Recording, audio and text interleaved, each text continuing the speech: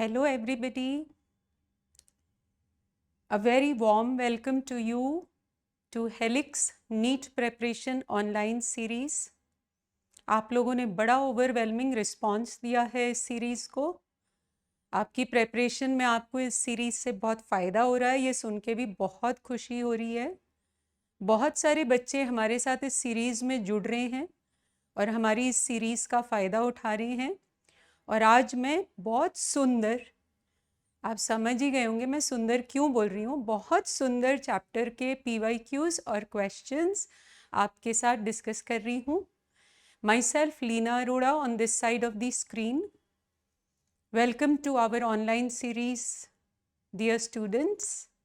Keep up the hard work and let us proceed to one of the most important chapters of NEET, जिसमें अगर मैं आपको chronologically भी बताना चाहूँ तो 2014 से लेके 2026 तक ऑलमोस्ट एवरी ईयर अगर हम एवरेज निकालें तो इस चैप्टर में से 4-5 सवाल आते ही रहे हैं. तो a very beautiful chapter, students का बहुत फेवरेट होता है. पर कुछ ट्रिकी क्वेश्चंस होते हैं इसमें, जिसमें अगर आप इस सीरीज़ के क्वेश्चंस को मेरे साथ सॉल्व करोगे तो आप उन ट्रिकी क्वेश्चंस को भी बहुत आसानी से, बहुत ईजिली और बहुत कॉन्फिडेंटली हैंडल कर पाओगे. चैप्टर को मैंने सुंदर क्यों कहा आप खुद ही समझ जाओगे. जब हम एंजियोस्पर्म्स की बात करते हैं तो एंजियोस्पर्म्स में सीट ऑफ सेक्सुअल रिप्रोडक्शन उनका फ्लावर होती है. और अगर आप दुनिया भर के फ्लावर्स को जितने भी आपने देखे हों या जितने आपको हम दिखा भी रहे हैं यहाँ पे, उनको देखोगे तो आप देखोगे फ्लावर्स के साइज, कलर्स, शेप्स में कितनी डाइवर्सिटी होती है. ऐसा हम आपको +1 में मॉर्फोलॉजी में भी पढ़ाते हैं. वहाँ रिप्रोडक्टिव मॉर्फोलॉजी वाले पार्ट में हम आपको एक्सप्लेन करते हैं the diverse types of flowers, their different parts. अगर आप इस पार्ट की मॉर्फोलॉजिकल एस्पेक्ट को रिवाइज करना चाहते हैं तो आप हेलिक्स की ही ऑनलाइन सीरीज के रिप्रोडक्टिव मॉर्फोलॉजी वाले सेक्शन को भी रिवाइज कर सकते हैं. वो वीडियो भी आपको ऑनलाइन मिल जाएगी. अब जब हम इस फ्लावर की बात करते हैं which is the site of sexual reproduction, I am very sure आपको इस NCERT डायग्राम में क्लियरली दिख रहा है कि ये फ्लावर जो बनाया गया है यहाँ पर, इसमें चारों फ्लोरल पार्ट्स हैं, पर इसका सबसे इम्पॉर्टेंट 2 पार्ट्स जो इसकी सेक्सुअल रिप्रोडक्शन में हेल्प करते हैं, एक तो है ये pistil, the female reproductive part, और दूसरा है उसके स्टेमन्स जो कि उसका मेल रिप्रोडक्टिव पार्ट होते हैं. ऐसा फ्लावर जिसके पास दोनों रिप्रोडक्टिव पार्ट्स होते हैं वो एक बाइसेक्सुअल या परफेक्ट या फिर हर्माफ्रोडाइट फ्लावर कहलाता है. अब किसी भी यूनिट की शुरुआत जब होती है तो NCERT हमेशा उस यूनिट से पहले हमें एक साइंटिस्ट, उनकी कॉन्ट्रीब्यूशंस के बारे में बताती है. आपको इस यूनिट में भी NCERT ने एक बहुत ही होनहार साइंटिस्ट, दिल्ली यूनिवर्सिटी के बहुत ही माने हुए साइंटिस्ट की कॉन्ट्रीब्यूशंस के बारे में बताया है. पंचानन महेश्वरी जी का नाम आप सब ने याद रखना है. उसका एक बहुत इम्पॉर्टेंट रीज़न है. इन्होंने एम्ब्रियोलॉजिकल एस्पेक्ट्स को टेक्सोनॉमी में पहली बार यूज़ किया. दिल्ली यूनिवर्सिटी के पंचानन महेश्वरी जी का योगदान टिश्यू कल्चर टेक्निक में भी बहुत अहम, बहुत इम्पॉर्टेंट रोल रहा. और इसी वजह से हम पंचानन महेश्वरी जी को father of embryology in India कहते हैं. Father of embryology in India एक बड़ा टिपिकल सा क्वेश्चन है. जैसे पिछले साल आपको फादर ऑफ इकोलॉजी पे एक क्वेश्चन मिला था जो NCERT के यूनिट में आंसर छिपा था, प्रोफेसर रामदेव मिश्रा. बिल्कुल उसी तरह father of embryology in India हम किन्हें बोलते हैं? हम पंचानन महेश्वरी जी को बोलते हैं. उनका बहुत इंपॉर्टेंट कॉन्ट्रीब्यूशन जब उन्होंने पहली बार एम्ब्रियोलॉजिकल कैरेक्टर्स को टेक्सोनॉमी में यूज़ किया. I take great pride in being a Delhi university alumnus myself. और टिश्यू कल्चर में दिल्ली यूनिवर्सिटी एक बहुत ही लीडिंग यूनिवर्सिटी मानी जाती है. अब हम एंजियोस्पर्म्स की जब लाइफ साइकिल पढ़ लेते हैं, एक समरी से ही अगर हम एक लाइफ साइकिल की ले लेते हैं, तो हमारे लिए 50 to 80% क्वेश्चन सॉल्व करना बहुत आसान हो जाता है।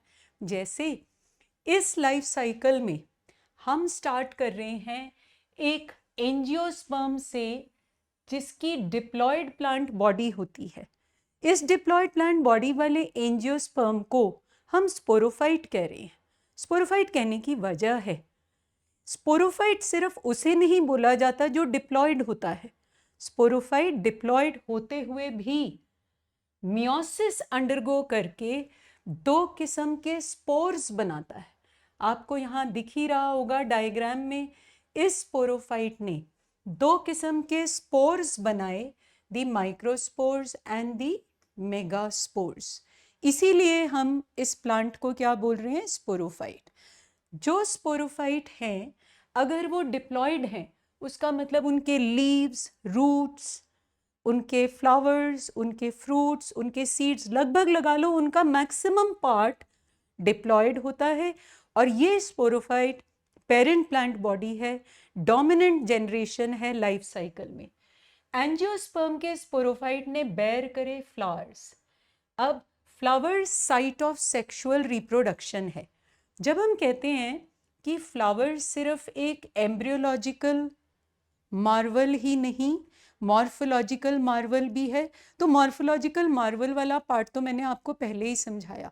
इतनी डाइवर्सिटी है फ्लावर्स के शेप, साइजेस, कलर्स में कि मॉर्फोलॉजिकली ऐसा ऑसम स्ट्रक्चर कहीं नहीं देखा जा सकता, ऐसा मार्वलस स्ट्रक्चर कहीं नहीं देखा जा सकता। और रही बात, हम एक फ्लावर को एम्ब्रियोलॉजिकल मार्वल क्यों कह रहे हैं? आप सोचो, फ्लावर की छोटी सी ओवरी से कितने बड़े बड़े फ्रूट्स, और ओवरी के अंदर प्रेजेंट छोटे छोटे ओव्यूल से छोटे छोटे सीड्स, और एक छोटा सा सीड बरगद का जो माइक्रोस्कोपिक होता है, उसके अंदर एम्ब्रियो, और उस एम्ब्रियो से इतने बड़े बरगद के पेड़ उग जाते हैं। Is that not marvelous? Is that not something very awesome? Right? Which is why we call the flower as a morphological as well as an embryological marvel. बल्कि आजकल तो एक नई ब्रांच बहुत तेजी पकड़ रही है, जिसे फ्लोरिकल्चर बोला जाता है, जिसमें फ्लावर्स को हम कमर्शियली ग्रो करते हैं, उनकी मार्केटिंग करते हैं। तो फ्लोरिकल्चर हॉर्टिकल्चर का ही एस्पेक्ट होता है, but specifically floriculture flowering plant से डील करता है। अब फ्लावर के स्टेमन और पिस्टिल उसके दो सेक्सुअल पार्ट्स हैं। इन दोनों सेक्सुअल पार्ट्स को थोड़ा थोड़ा डिस्कस करेंगे। स्टेमन का फर्टाइल पार्ट उसका एंथर होता है, जो जनरली बाइलोब्ड होता है। उस बाइलोब्ड एंथर के अंदर 4 माइक्रोस्पोरेंजिया होते हैं। हर माइक्रोस्पोरेंजियम के अंदर स्पोरोजिनस टिश्यू बनता है। स्पोरोजिनस टिश्यू के हर सेल को पॉलन मदर सेल या माइक्रोस्पोर मदर सेल बोला जाता है।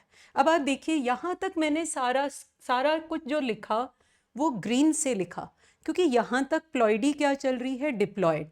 It is here that the pollen mother cells will undergo meiosis, और जब पॉलन मदर सेल्स मियोसिस करेंगे तो बनेंगे tetrad of microspores. Pollen mother cells microspore mother cells का ही दूसरा नाम होता है। अब पहला स्टेज हैप्लॉइड वाला एंजियोस्पर्म की लाइफ साइकिल में उसके पॉलन ग्रेन है, या आप इन्हें क्या बोल सकते हैं? माइक्रोस्पोर भी बोल सकते हैं। शुरू में हम इन्हें माइक्रोस्पोर्स बोलते हैं, ये थोड़े और डेवलप कर जाते हैं, फिर हम इन्हें पॉलन ग्रेन्स बोलते हैं। हम हैप्लॉइड जनरेशन को प्लांट्स में क्या बोलते हैं? हैप्लॉइड जनरेशन प्लांट्स में कहलाती है गेमीटोफिटिक जनरेशन। तो अगर मेरा सवाल हो गेमीटोफिटिक जनरेशन का पहला सेल कौन सा है, तो अभी आपने पहला सेल जो गेमीटोफिटिक जनरेशन का पढ़ा, that is the pollen grain. यही पोलन ग्रेन फिर 2 माइटोसिस करती है, इसके अंदर 2 मेल गमीट्स बनते हैं। इस स्टेज पे हम इसे मेल गमीटोफाइट भी बोल रहे हैं। मेल गमीटोफाइट उस स्ट्रक्चर को बोला जा रहा है जिसके अंदर मेल गमीट्स हैं। तो क्योंकि पोलन ग्रेन के अंदर इस वक्त मेल गमीट्स हैं, तो we can say that the pollen grain represents the male gametophyte since it contains the male gametes. वापस आ जाएं टू द पिस्टिल। पिस्टिल के 3 पार्ट्स होते हैं, सबने रिप्रोडक्टिव मॉर्फोलॉजी में पढ़ा है। There is an ovary which is the fertile part, there is a long slender style which connects the ovary with the receptive part which we call as the stigma. Pistil के ovary वाले part में एक या एक से अधिक ovules हो सकते हैं। इन ओव्यूल्स का ही दूसरा नाम मेगास्पोरेंजियम होता है। एंजियोस्पर्म्स में ओव्यूल या मेगास्पोरेंजियम का मेन टिश्यू न्यूसेलस होता है which is protected by generally 2 integuments. अब मेगास्पोरेंजियम के अंदर एक सिंगल मेगास्पोर मदर सेल बनता है। अब ये सिंगल मेगास्पोर मदर सेल जो मेगास्पोरेंजियम के अंदर बनता है, ये भी देखिए मियोसिस कर रहा है। इससे टेट्राड ऑफ मेगास्पोर्स बन रही हैं। 4 मेगास्पोर्स में से 3 मरते हैं, एक फंक्शनल रह जाता है। अब वो फंक्शनल मेगास्पोर आगे चल के फीमेल गमीटोफाइट बनाता है जिसे आप एग बोलते हैं। अगेन देखें बच्चों, मेगास्पोर मदर सेल तक सब कुछ ग्रीन में लिखा मैंने, which means everything was diploid. It is after meiosis that the haploid phase starts, जिसे हम गैमीटोफिटिक फेज भी कहते हैं। मेगास्पोर मदर सेल से बनने वाले एम्ब्रियो सैक में एग भी होता है, 2 पोलर न्यूक्लियाई, उसके अलावा सिनर्जिड्स और एंटीपोडल्स भी होते हैं। अब एक ऐसा इवेंट जो एंजियोस्पर्म्स के लिए यूनिक है, किसी और ग्रुप में नहीं पाया जाता, this is called double fertilization. यहाँ दोनों मेल गमीट्स फंक्शनल और 2 प्रोडक्ट्स बन जाते हैं एक ही ओव्यूल के अंदर, जो अब फर्टिलाइज हो जाएगा और आप उसे बाद में जब वो थोड़ा सूख जाए, डिहाइड्रेट हो जाए, हार्डन हो जाए, आप उसी फर्टिलाइज्ड ओव्यूल को बोलेंगे सीड। सीड के अंदर डिप्लॉयड जाइगोट और triploid endosperm.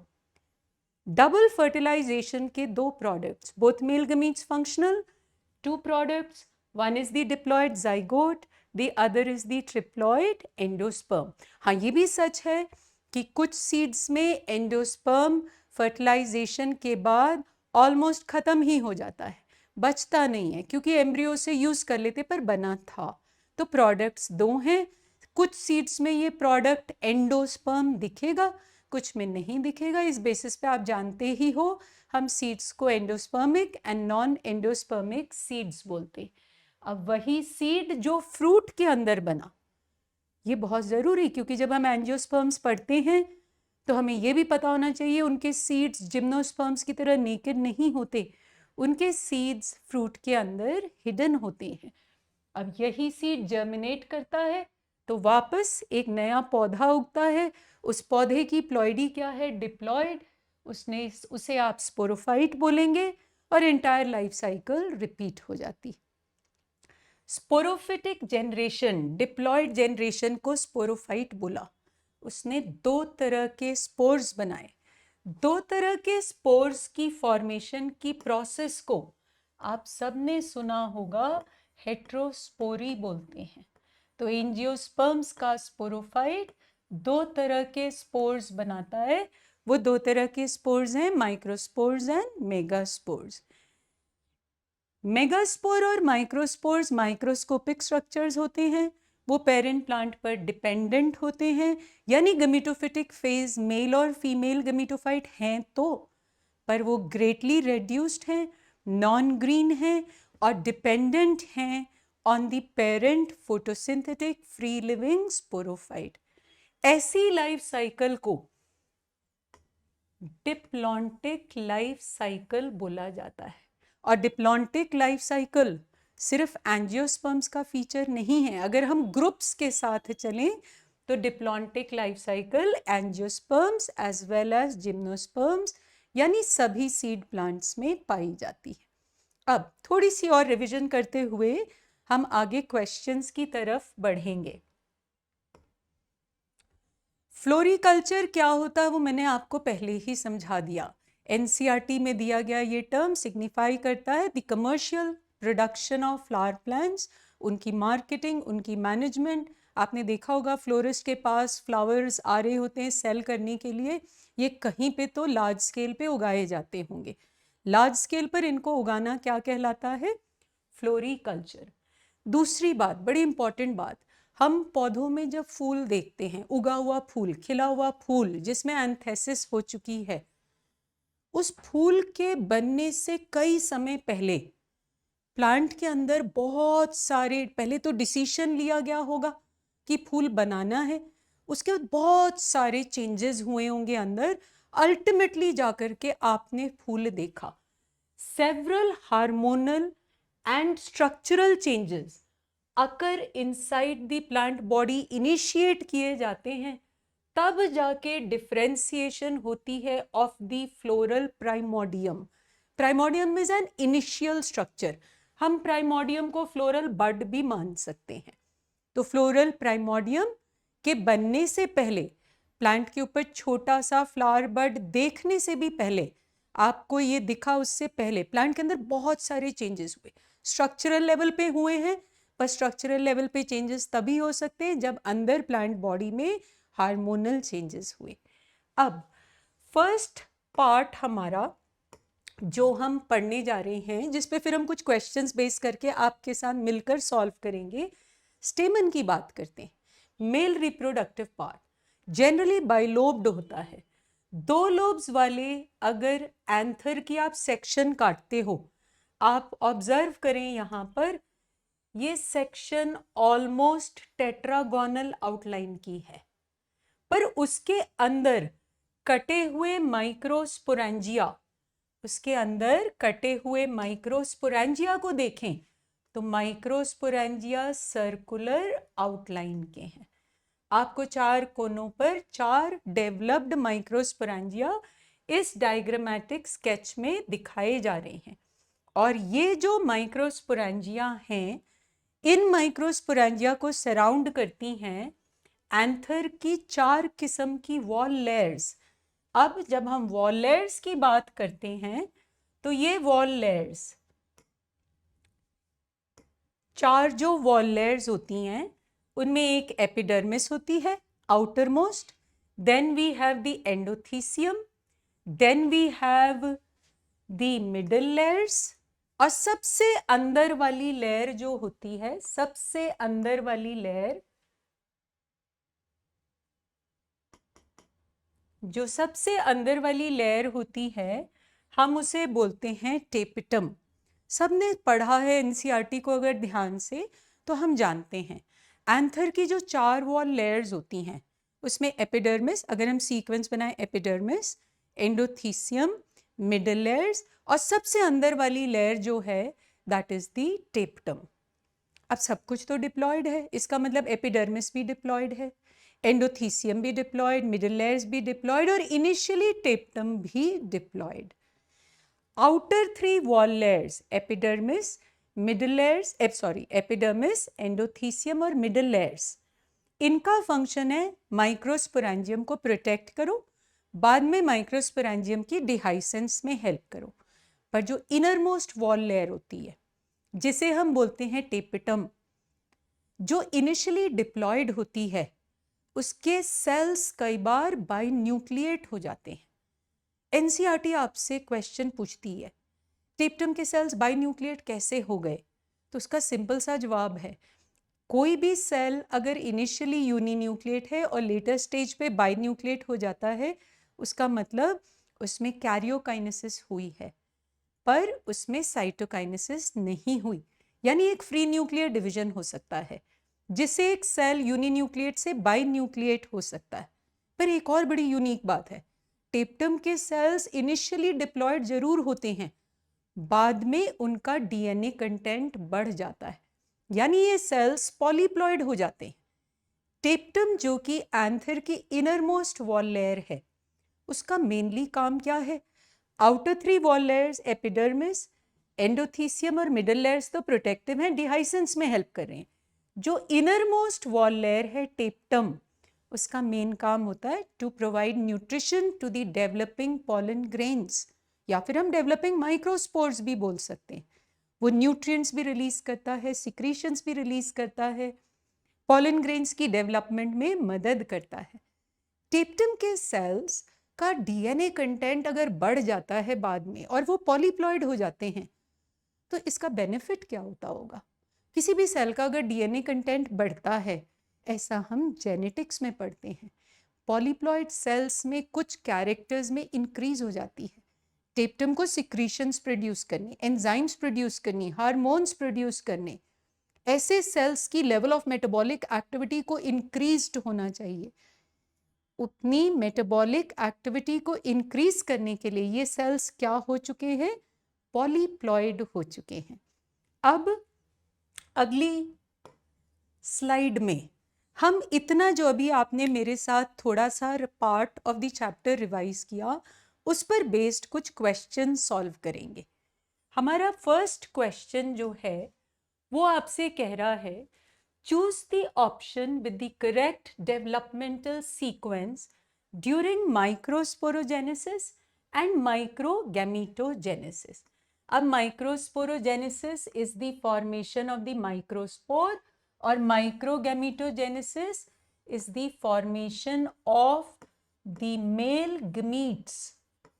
Formation of male gametes जिनकी नंबर होती है 2.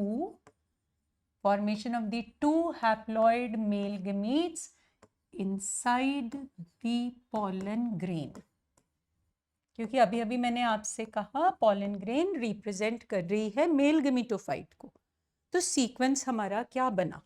सीक्वेंस हमारा बना, एंथर के अंदर स्पोरोजिनस टिश्यू होता है। स्पोरोजिनस टिश्यू के हर सेल को हम कहते हैं माइक्रोस्पोर मदर सेल, या फिर हम उसे बोलते हैं पॉलन मदर सेल्स, और इनकी प्लॉइडी होती है डिप्लॉइड। ये अंडरगो करते हैं मियोसिस। जब ये मियोसिस अंडरगो करते हैं तो इनसे बनती है हैप्लॉइड पॉलन ग्रेन या हैप्लॉइड माइक्रोस्पोर, जिसको आप लेटर स्टेज में पॉलन ग्रेन ही बोलते हैं। उस हैप्लॉइड माइक्रोस्पोर के अंदर 2 माइटोटिक इवेंट्स होते हैं और उससे बन जाता है फाइनली हमारा पॉलन ग्रेन, जिसकी अभी मैं आपके लिए बना रही हूँ exine.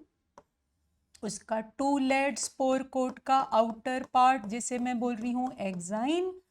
Then we have the thin intine continuous see, अंदर प्लाज्मा मेम्ब्रेन, अंदर हमारा बड़े से इरेगुलर न्यूक्लियस वाला वेजिटेटिव सेल, और वेजिटेटिव सेल के साइटोप्लाज्म में फ्लोट करते हुए 2 हैप्लॉइड मेल गैमीट्स। तो अब हमारा सीक्वेंस ऑफ इवेंट्स क्या है? सबसे पहले हमें चाहिए स्पोरोजिनस टिश्यू, यानी हमारी ऑप्शन शुरू ही होनी चाहिए सी से। मुझे एक ही ऑप्शन सी से शुरू होती हुई दिख रही है, मैं चाहूं तो उसे मार्क कर दूं, पर जब हमने सीक्वेंस बनाया तो हम एक बार वेरीफाई भी कर लेते हैं। स्पोरोजिनस टिश्यू के हर सेल को बोला जा रहा है माइक्रोस्पोर मदर सेल, तो इसका मतलब सी के बाद B. Microspore mother cell meiosis undergo करते हैं, उनसे बनता है पॉलन ग्रेन, और पॉलन ग्रेन बेयर करती है गैमीट्स को। तो C B D A is our correct sequence in this question. अब अगले क्वेश्चन पर आगे बढ़ते हैं। तो स्टेटमेंट्स नीट 2025 का question, right? A PYQ. Cells of the tapetum possess dense cytoplasm and generally have more than one nucleus. ये हमारा assertion है। Cells of the tapetum possess dense cytoplasm and generally have more than one nucleus. बिल्कुल सही है, खुद ही NCERT ने लिखा टेप्टम के सेल्स बाइन्यूक्लिएट होते हैं। किन्हीं भी सेल्स में अगर एक से अधिक न्यूक्लियाई होता है या फिर DNA की कंटेंट ज़्यादा होती है, उनकी मेटाबॉलिक एक्टिविटी बढ़ जाती है, इसीलिए उनमें एक से अधिक न्यूक्लियाई या इंक्रीज्ड डीएनए कंटेंट होता है। अब रीजन में लिखा हुआ presence of more than one nucleus in the tapetum increases the efficiency of developing the microspores, increases the efficiency of nourishing the developing microspore mother cells. assertion का सही जवाब binucleate होना या polyploid होना होते ही इसलिए हैं ताकि न्यूट्रिशनल एफिशिएंसी, सिक्रीटरी एफिशिएंसीज में इंक्रीज हो जाए। इसका मतलब असर्शन भी ट्रू है, रीजन भी ट्रू है, और रीजन असर्शन का ही सही रीजन है, उसी की करेक्ट एक्सप्लेनेशन है। तो हमारा आंसर है 1।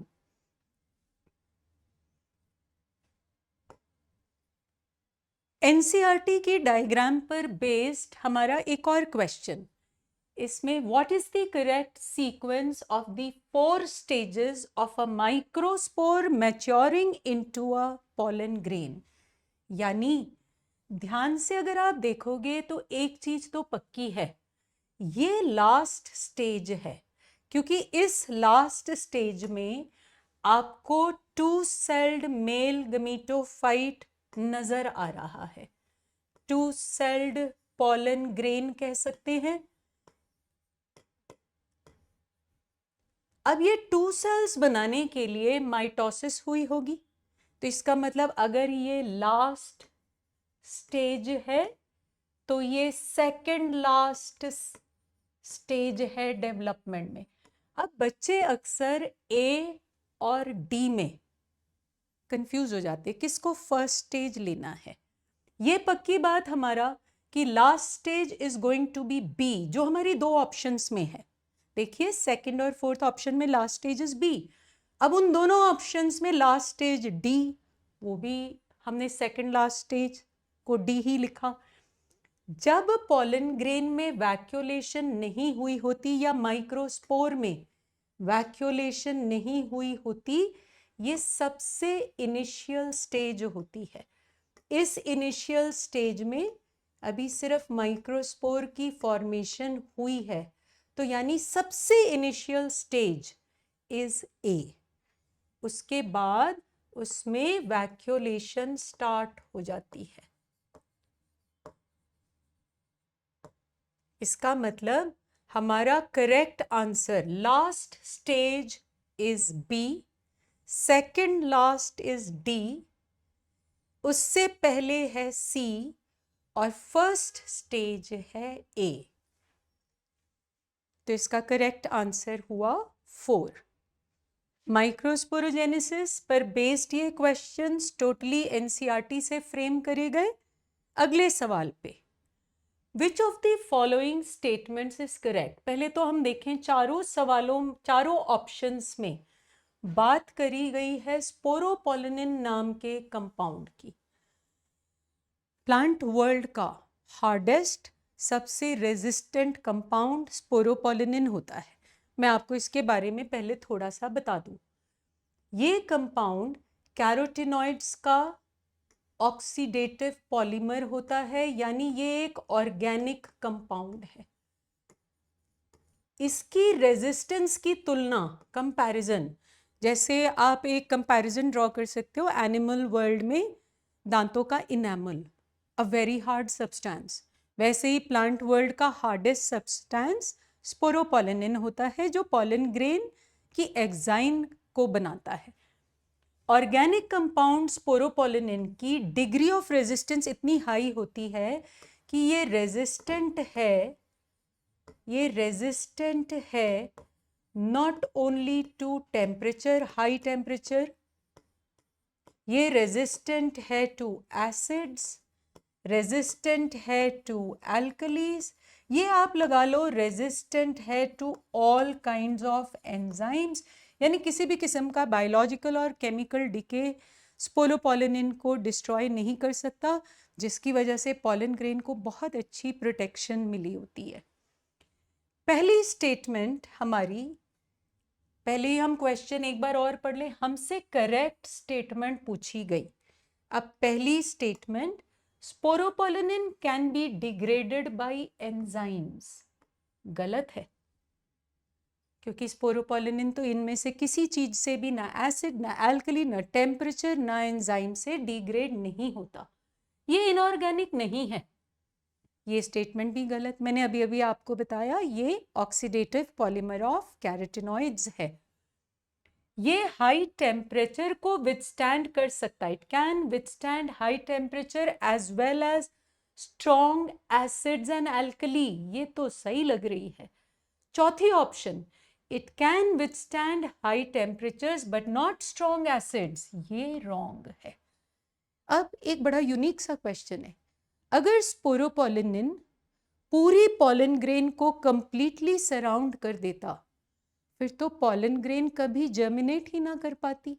जगह जगह पॉलन ग्रेन में स्पोरोपोलिन की डेपोजिशन नहीं होती, वहां बनते हैं प्रोमिनेंट जर्म पोर्स। अगर हम एक छोटी सी डायग्राम से अपनी हैप्लॉइड पॉलन ग्रेन की ये इंटाइन दिखा रहे हैं, ये थिन कॉन्टिन्यूस पेक्टोसेलुलोजिक है, पर इसी की ये एक्साइन स्पोरोपोलिन की बनी, जगह जगह डिपॉजिट नहीं हुआ स्पोरोपोलिन, प्रोमिनेंट रीजन्स बने जहां स्पोरोपोलिन नहीं है, इन्हें हम बोलते हैं जर्म पोर्स। क्यों नहीं डिपॉजिट हुई स्पोरोपोलिन वहां? जवाब अब हमारे पास है। वहीं से पॉलन ट्यूब की इंटाइन ग्रो करके पॉलन ट्यूब बना पाएगी। ऑफ कोर्स ये दोनों पार्ट्स एक्साइन और इंटाइन डेड हैं, पर इस पॉलन ग्रेन के अंदर प्लाज्मा मेम्ब्रेन भी होती है, खूब डेंस साइटोप्लाज्म भी होता है, इसमें वैक्यूल्स भी होते हैं और इसके अंदर एक हैप्लॉइड न्यूक्लियस भी होता है। It is at the germ pores that the pollen grain germinates to produce the pollen tube. I hope आपको ये सवाल क्लियर हो गया होगा। स्पोरोपोलिन की रेजिस्टेंस आप समझ गए होंगे। हमारा अगला सवाल, Which of the following statements is not correct? ऐसे सवालों में हमेशा सारी स्टेटमेंट्स को पहले पढ़ के करेक्ट के लिए टिक, रॉन्ग के लिए क्रॉस लगा के फिर क्वेश्चन को रिपीट करके पढ़ के ही आंसर लगाना चाहिए।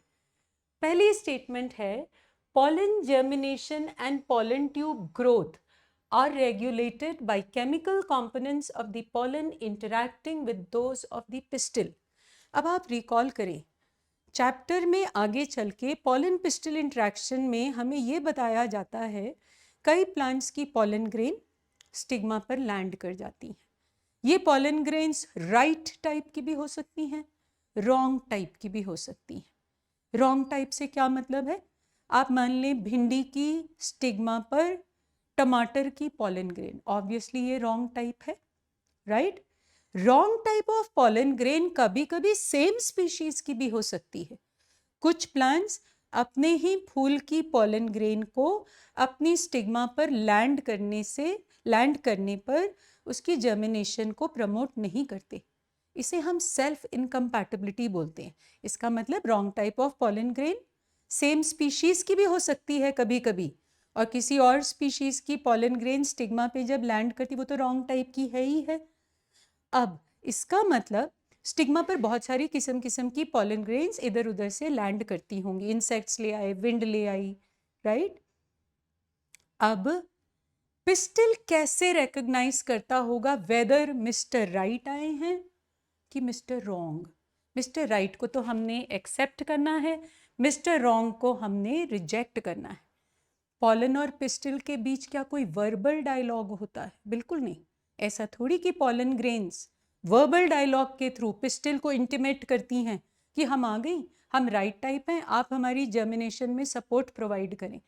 It is a chemical interaction between the proteins on the pollen grain and the proteins which are present in the pistil, जिसे हम pollen pistil interaction में स्टडी करते हैं, जिसे हम compatibility factors के थ्रू पढ़ते हैं, राइट? तो इसका मतलब pollen germination और pollen tube की growth रेगुलेट होती है by chemical components of the pollen interacting with those of the pistol. ये वाली स्टेटमेंट तो करेक्ट है। सेकंड स्टेटमेंट, कुछ रेप्टाइल्स भी रिपोर्ट हुए हैं एज पॉलिनेटर्स इन सम स्पीशीज, ये बिल्कुल सही है।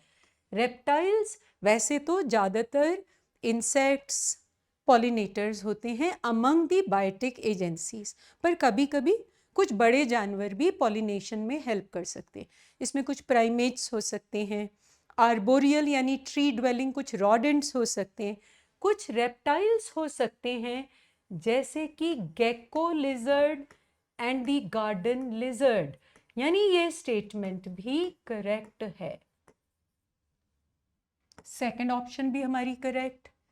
थर्ड ऑप्शन कह रही है pollen grain of many species can germinate on the stigma of a flower, but only one pollen tube of the same species grows into the style।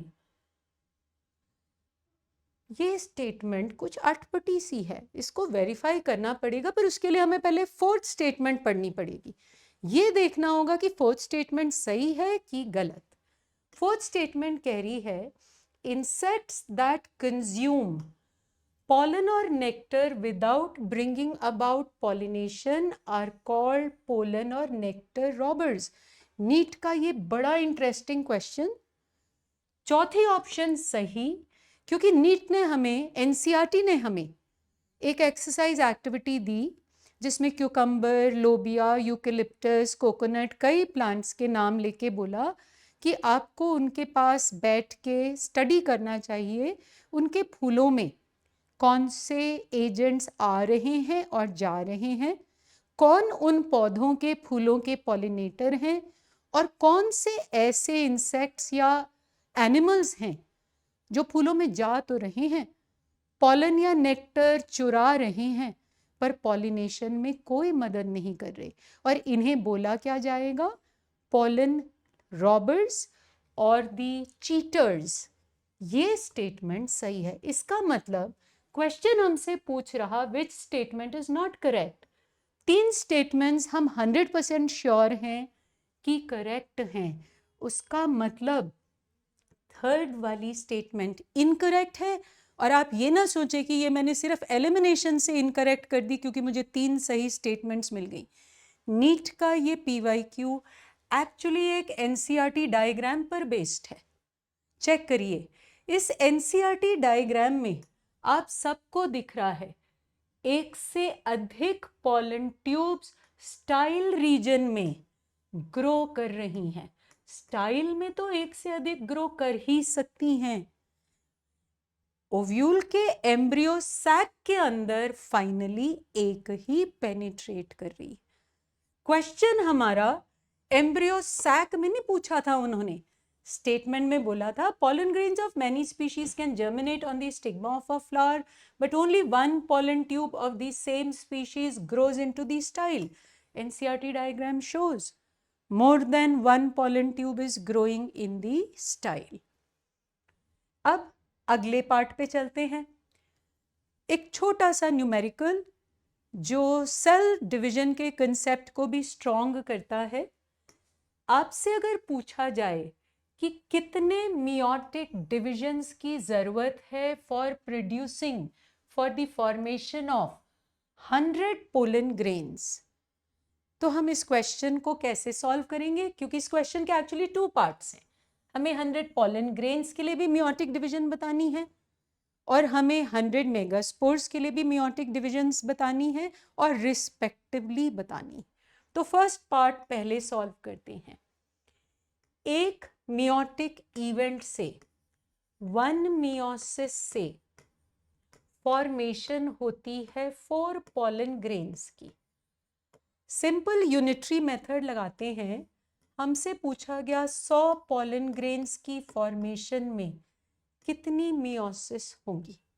अब unitary method लगा के हम जान गए इसका आंसर होगा 100 divided by 4, that is 25। First part का answer 25 meiosis will take place for the production of 100 pollen grains. अब सेकेंड पार्ट में थोड़ा सा कैच है। जब हम एक मेगास्पोर मदर सेल की बात करते हैं। एक मेगास्पोर मदर सेल मियोसिस करता है, उसकी मियोसिस से linear tetrad of 4 haploid megaspore बनता है। ये 4 हैप्लॉइड मेगास्पोर्स हैं।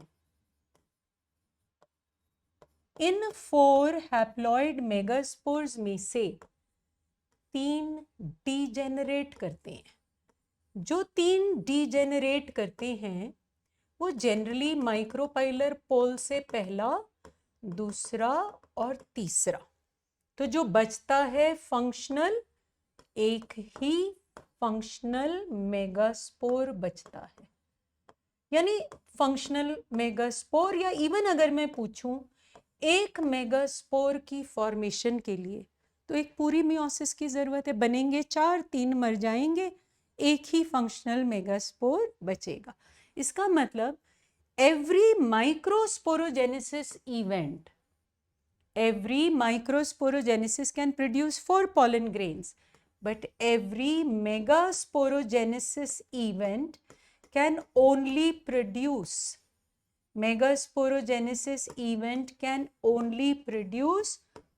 one haploid megaspore.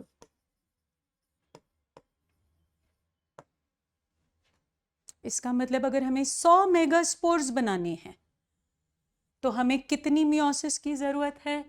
हमें 100 मेगास्पोर्स बनाने के लिए 100 मियोसिस की जरूरत होगी। इसका मतलब अगर हमने बनाने हैं 100 माइक्रोस्पोर्स, 25 मियोसिस, 100 मेगास्पोर्स बनाने के लिए 100 मियोसिस, रिस्पेक्टिवली माइक्रोस्पोर और मेगास्पोर्स पूछा, आपका ऑप्शन बना 2। 25 meiosis for producing 100 microspores, 100 meiosis for producing 100 megaspores. Another question which is a NEET PYQ, NEET 2015 का ये सवाल, which one of the following statements is not true? मुझे अभी भी याद है जब ये सवाल नीट में आया था, बच्चे 2 ऑप्शंस में थोड़े कंफ्यूज हुए थे और उन कई अच्छे बच्चों ने भी इस सवाल को छोड़ा था। हम एक बार इस सवाल की सारी ऑप्शंस पढ़ के देखेंगे। पहले हम एक बार ठान ले हमसे पूछा क्या गया है। हमसे पूछा गया है विच इज नॉट ट्रू, यानी हमें गलत स्टेटमेंट ढूंढनी है।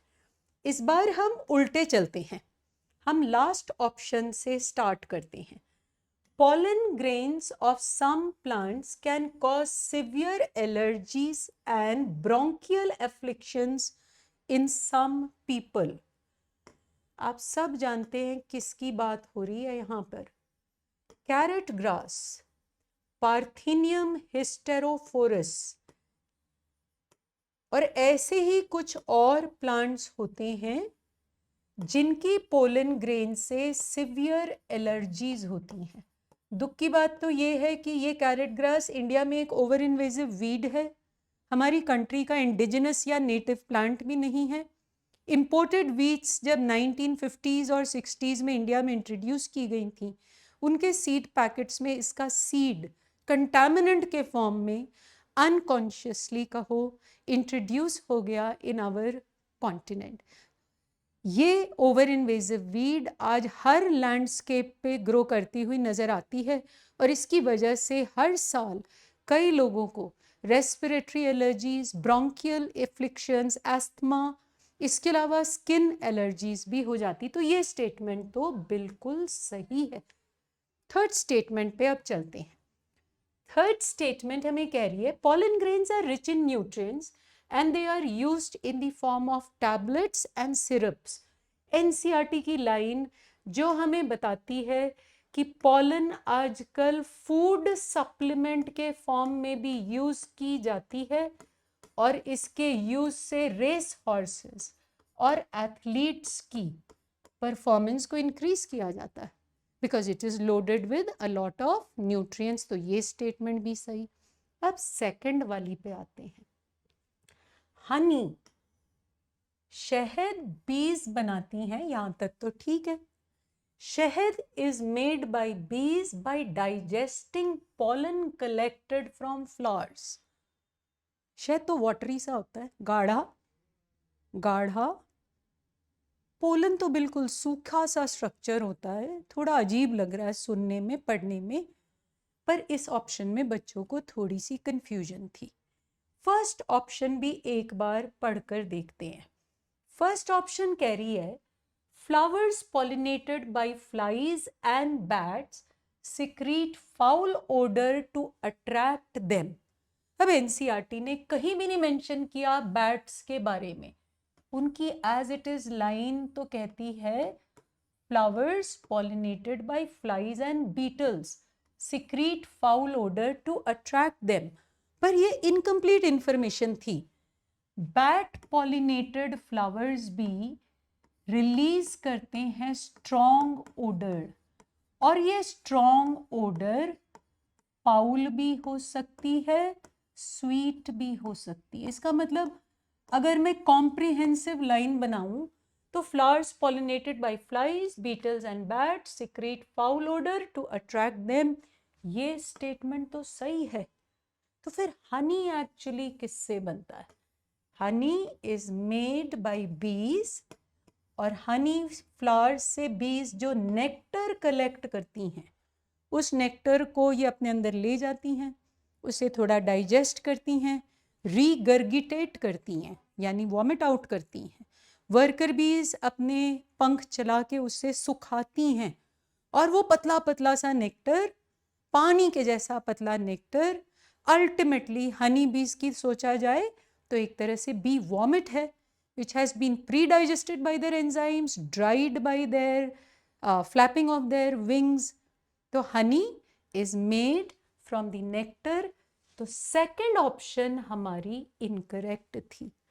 नीट 2015 के इस क्वेश्चन में बच्चे फर्स्ट और सेकेंड ऑप्शन में थोड़ा सा फंसे थे, because number of students were unaware कि इवन बैट पॉलिनेटेड फ्लावर्स के फूलों से फाउल ओडर आ सकती है। It could be foul, it could be a sweet, fruity odor, but it has to be a strong odor to attract the bats. अगले सवाल पर आते हैं। हमसे पूछा गया select the incorrect statements। ऐसे सवालों में पहले हम करेक्ट इनकरेक्ट स्टेटमेंट अपने लिए मार्क करते हैं, उसके बाद ही हम ऑप्शन पर चलेंगे।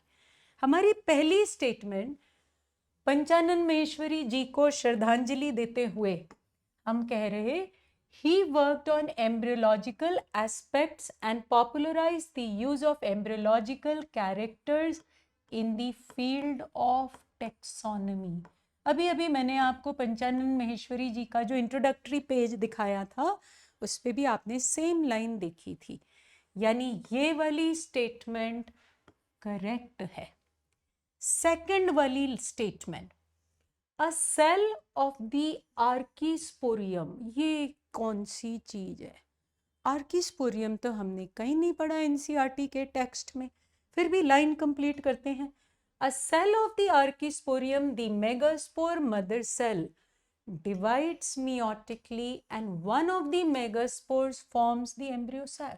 अभी थोड़ी कंफ्यूजन है ना, इस लाइन में समझ नहीं आ रहा किस चीज की बात हो रही है। थर्ड स्टेटमेंट को पढ़ते हैं, लाइन जिसमें कंफ्यूजन उसको अभी होल्ड पे, statement B is on hold. Statement C, 6 out of the 8 nuclei get surrounded by cell wall during embryo sac development। ये बिल्कुल सही है। जब एक मेगास्पोर, ये एक मेगास्पोर है, जब ये एक मेगास्पोर 3 माइटोसिस, फर्स्ट माइटोसिस से 2 न्यूक्लिएट स्टेज, और ये सारी माइटोसिस फ्री न्यूक्लियर डिविजन्स होती हैं। First mitosis, second mitosis, second mitosis के बाद आ गई 4 न्यूक्लिएट स्टेज, थर्ड माइटोसिस, उसके बाद आ जाती है 8 न्यूक्लिएट स्टेज, यानी 8 हैप्लॉइड न्यूक्लियाई की फॉर्मेशन तो हो चुकी है। There has been no cytokinesis, 3 free nuclear divisions हो चुकी हैं। इसके बाद ये न्यूक्लियाई रीअरेंज होते हैं। ये देखिए 3 एक पोल की तरफ, अज्यूमिंग ये माइक्रोपाइलर पोल है, ये चैलेजल, 3 चैलेजल पोल की तरफ, 2 सेंटर में, यानी हमारी न्यूक्लियर डिस्ट्रीब्यूशन क्या है 3 2 3। अब वॉल की फॉर्मेशन देखिएगा, वॉल फॉर्मेशन सिर्फ 1 2 3 4 5 6 न्यूक्लियाई के चारों तरफ हो रही है। और हमारा स्ट्रक्चर जो बन रहा है is the 7-celled 8-nucleate embryo sac. So out of the 8 nuclei, only 6 are getting surrounded by a cell wall to produce a 7-celled 8-nucleate structure, जिसका मतलब ये वाली स्टेटमेंट हमारी एग्जैक्ट एनसीईआरटी लाइन बिल्कुल सही है। अगली statement, for the formation of the female gametophyte, यानी for the formation of the embryo sac, एक मियोसिस और 2 माइटोसिस रिक्वायर्ड है। ये स्टेटमेंट तो पक्का गलत है। आपने अभी अभी इस डायग्राम में देखा 1 2 3 mitosis required, this statement is wrong. अब the most common type of ovule in angiosperms, जिसे हम बोलते हैं typical ovule in angiosperms, anatropous यानी इन्वर्टेड ओव्यूल होता है। ये स्टेटमेंट तो बिल्कुल सही है।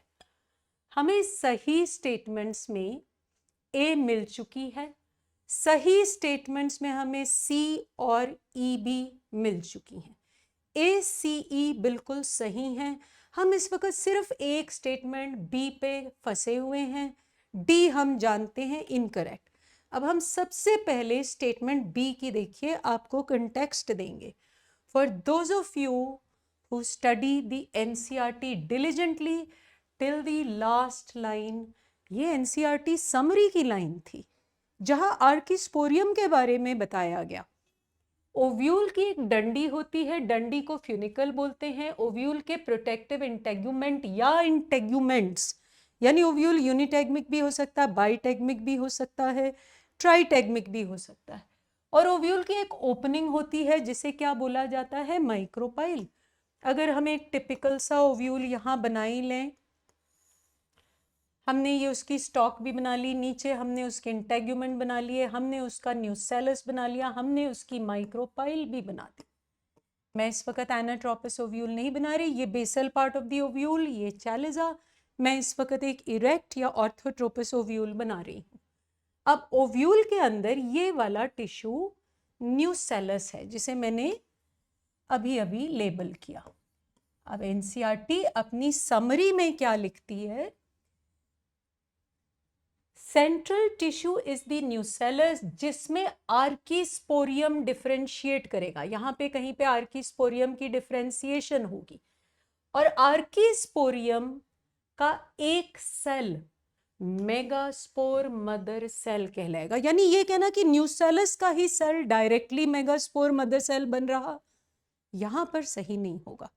न्यूसेलस में डिफरेंशिएट होता आर्किस्पोरियम, आर्किस्पोरियम का एक सेल डिफरेंशिएट होके कहलाता मेगास्पोर मदर सेल, और वो सेल फिर मियोसिस अंडरगो करता और उससे फिर बनता है मेगास्पोर, जिससे आगे चल के बन जाता है एम्ब्रियो सैक या फीमेल गेमेटोफाइट। तो इसका मतलब हम एनसीईआरटी की समरी की लाइनों को भी ध्यान से पढ़ें। और अब हम प्रीवियस पेज पे जाके देख रहे हैं, पहली स्टेटमेंट हमारी करेक्ट थी। Panchanan Maheshwari worked on the embryological aspects and popularized the use of embryological characters in taxonomy. Correct. A cell of the archisporium, the megaspore mother cell, divides meiotically and one of the megaspores forms the embryo sac. तो question mark खत्म। हमें पता है कि ये statement NCERT summary की सही है। 6 out of the 8 nuclei get surrounded, वो मैंने आपको बना के दिखाया। फॉर्मेशन ऑफ फीमेल गेमेटोफाइट के लिए 1 मियोसिस, 2 माइटोसिस रिक्वायर्ड हैं, ये गलत। कितनी माइटोसिस रिक्वायर्ड हैं? 3। सबसे कॉमन टाइप का ओव्यूल एंजियोस्पर्म में एनाट्रोपस, ये सही है। हमसे पूछा गया था सेलेक्ट द इनकरेक्ट स्टेटमेंट, एक ही स्टेटमेंट इनकरेक्ट है, that is D. Answer is 3 to this question. आपको मैंने एनसीईआरटी की समरी की ये लाइन वहीं से दिखाई। अब हम आगे चल रहे हैं। अगर आप एनसीईआरटी के डायग्राम के थ्रू भी देखना चाहें development of the embryo sac, तो इस डायग्राम में भी कितनी क्लैरिटी से हमें दिख रहा है। ये मेगास्पोर मदर सेल बनाया गया। मेगास्पोर मदर सेल ने अंडरगो करी है मियोसिस। सबको पता है मियोसिस में 2 इवेंट्स होते हैं, मियोसिस 1, मियोसिस 2। मियोसिस 1 के बाद डायर्ड बना, मियोसिस 2 के बाद टेट्राड ऑफ मेगास्पोर बना। और टेट्राड ऑफ मेगास्पोर में इधर ऑब्जर्व करिए 3 मेगास्पोर्स डीजेनरेट हो रहे हैं, तो एक ही फंक्शनल वाला जो बचता है वो माइटोसिस करेगा। और कितनी mitosis? As seen in the NCERT diagram as well, mitosis 1, mitosis 2, mitosis 3, all are free nuclear divisions.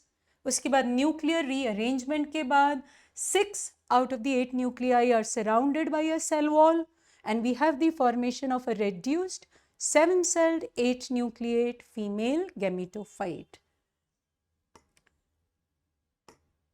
Similarly, इस एनसीईआरटी डायग्राम में जो एक टिपिकल एनाट्रोपस ओव्यूल का है, आप देख सकते हैं इस एनाट्रोपस ओव्यूल में इसकी ये रही फ्यूनिकल, ये ओव्यूल की बेस है चैलिजा। माइक्रोपाइल जो आपको इधर नजर आ रही है is very close to the funicle. और हमेशा ये जो आप स्ट्रक्चर देखते हो एम्ब्रियो सैक का, उसमें याद रखना ये सेल्यूलर थिकनिंग वाले 2 सेल सिनर्जिड्स फ्लैंक करते हैं, आजू बाजू होते हैं of the egg.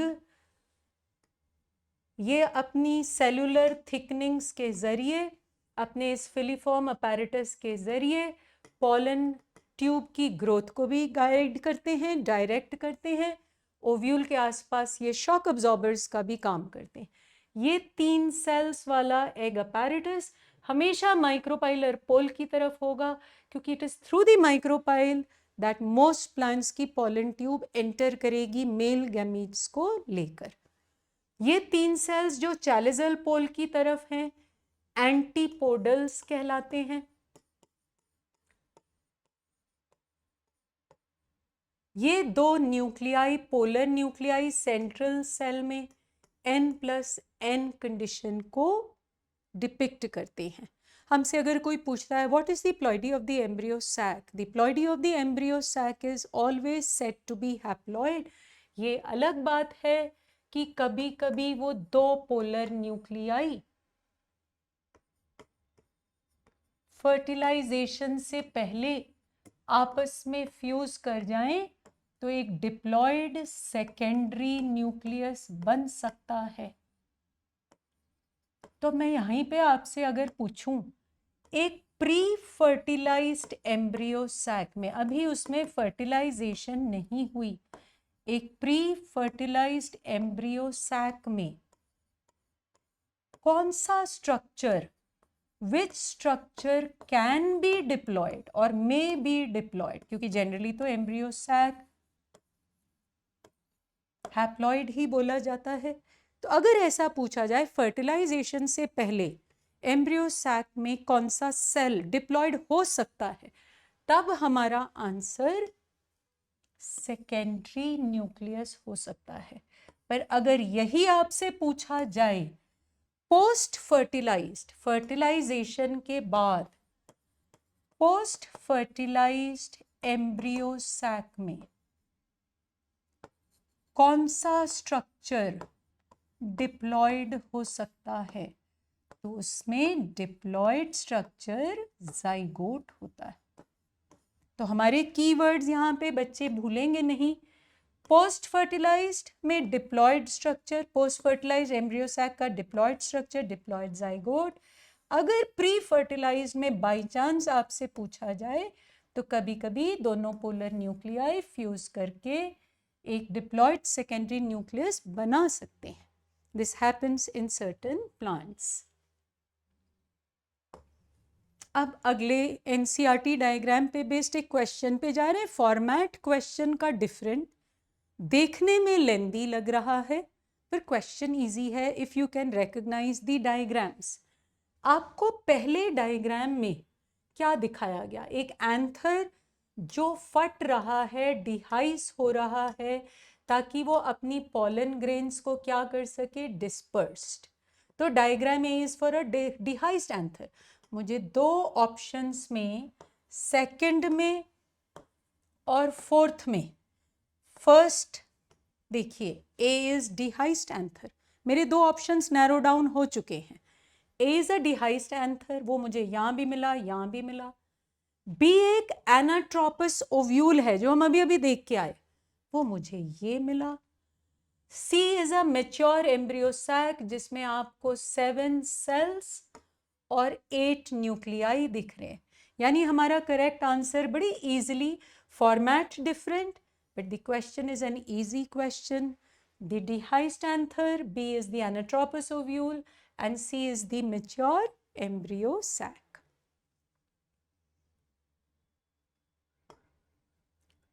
Another ploidy based very interesting question. Concept strong है तो इस क्वेश्चन को सॉल्व करना आपके बाएं हाथ का खेल है. कह रहे लीफ सेल में, अब लीफ का सेल तो पेरेंट ही बेयर करेगा. लीफ सेल में 42 क्रोमोसोम्स हैं. अगर एंजियोस्पर्म की प्लांट बॉडी डिप्लॉयड स्पोरोफाइट है, इसका मतलब लीफ का सेल 42 क्रोमोसोम्स वाला डिप्लॉयड है. आपसे पूछा जा रहा है, if there are 42 chromosomes in the leaf cell of a flowering plant, then which of the following structure will have 21 chromosomes? 21 chromosomes, इसका मतलब वो स्ट्रक्चर हैप्लॉइड होना चाहिए. अब हम ऑप्शंस में पहले अपने लिए ये मार्क आउट करें कौन सा ऑप्शन हैप्लॉइड स्ट्रक्चर है, कौन सा ऑप्शन डिप्लॉइड.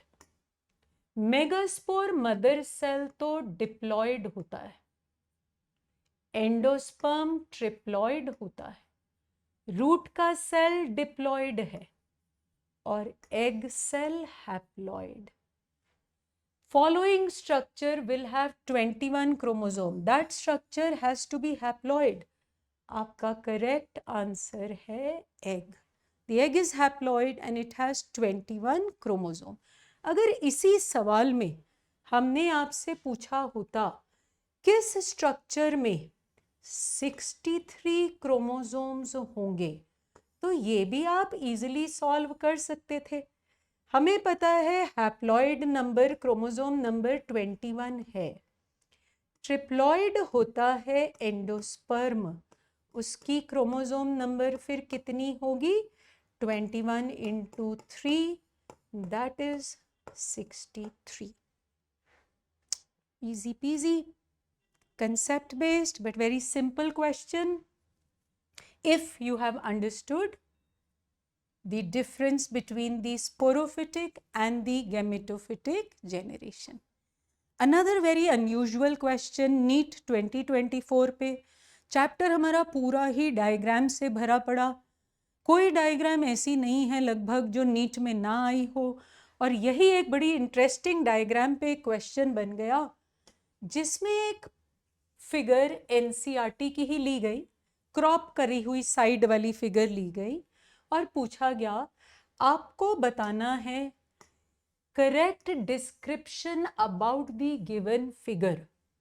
फेदरी सा कुछ दिख रहा है, समझ कुछ क्लैरिटी से आ नहीं रहा. अगर आपने NCERT का ये फिगर 2.10 देखा हुआ है, आपको पता है कि ये एक विंड पॉलिनेटेड फ्लावर की कॉम्पैक्ट प्लांट की कॉम्पैक्ट इनफ्लोरेसेंस है. अब विंड पॉलिनेटेड फ्लावर्स कॉम्पैक्ट इनफ्लोरेसेंसेस बना सकते हैं, पर उनकी उस कॉम्पैक्ट इनफ्लोरेसेंस में इस वाले पार्ट में छोटे छोटे फूल हैं.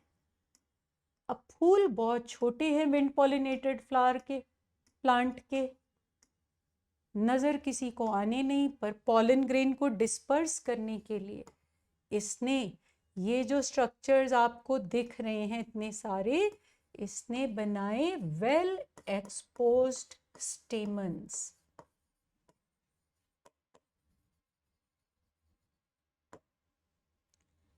कॉम्पैक्ट इनफ्लोरेसेंस फोर्थ ऑप्शन में भी है, पर उसमें क्या लिखा, compact inflorescence showing complete autogamy. ये ऑप्शन रॉन्ग है। ये क्लीस्टोगैमस फ्लावर का भी डायग्राम नहीं हो सकता।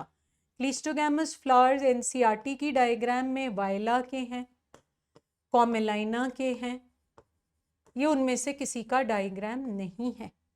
वाटर पॉलिनेटेड फ्लावर का भी डायग्राम नहीं हो सकता, क्योंकि स्टेमन्स में उनके म्यूसिलेजनस कवरिंग नहीं होती। अगर होती भी है म्यूसिलेजनस कवरिंग तो पॉलन ग्रेन में होती है। Exposed stamens to be release, जो हवा में हिलते रहें, पॉलन ग्रेन्स की डिस्पर्सल कर सकें, ये एक विंड पॉलिनेटेड प्लांट की इन्फ्लोरेसेंस है, जिसके स्टेमन्स एक्सपोज होके पॉलन ग्रेन्स की इजी डिस्पर्सल कराएंगे। अगले सवाल पर चलते हैं। 3 एनसीईआरटी फिगर्स, जिसमें आपसे पूछा सिनकार्पस गाइनोशियम किन किन में है। डायग्राम ए, चाइना रोज की पेंटाकार्पलरी 5 कार्पल्स की बनी पिस्टिल है, जिसके पांचों कार्पल फ्यूज्ड हैं। सिन का मतलब fused, carpus is derived from carpal. 5 fused carpels वाली चाइना रोज की पिस्टिल, तो ये तो सिन कार्पस है, मतलब एक ही पिस्टिल या गाइनोशियम जो हमें दिखाई गई वो सिन कार्पस है। बी डायग्राम जो हमें दिखाया गया वो पॉपी का दिखाया गया, Papaver, the plant which is the source, papaver somniferum, which is the source of opiate narcotics। हमें इस डायग्राम में पॉपी की स्टिग्मा दिखाई गई जो डिस्क की तरह है, स्टाइल लेस स्टिग्मा है। I am sure you can all see, stigma दिख रही है, नीचे वाला पार्ट हमें ओवरी दिख रहा है, स्टाइल इस पिस्टिल में एब्सेंट होती है।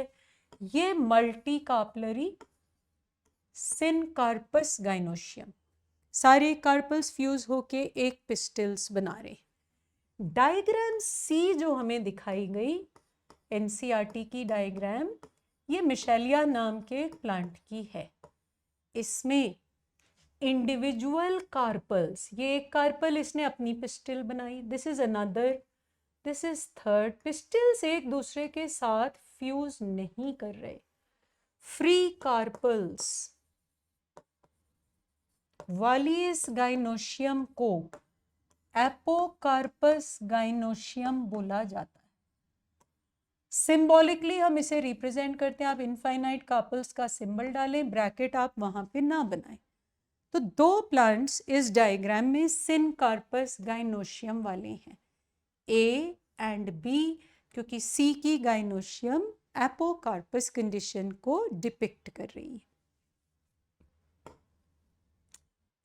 Another NCERT diagram based question को देख के ही समझ आ रहा है फूल का ना कोई size banana, shape, agency of pollination पे बेस्ड क्वेश्चन, ना कोई सुंदर फूल, छोटे छोटे फूल, मेल फ्लावर देखें कितने छोटे, फीमेल फ्लावर भी कुछ खास बड़ा सा नहीं है।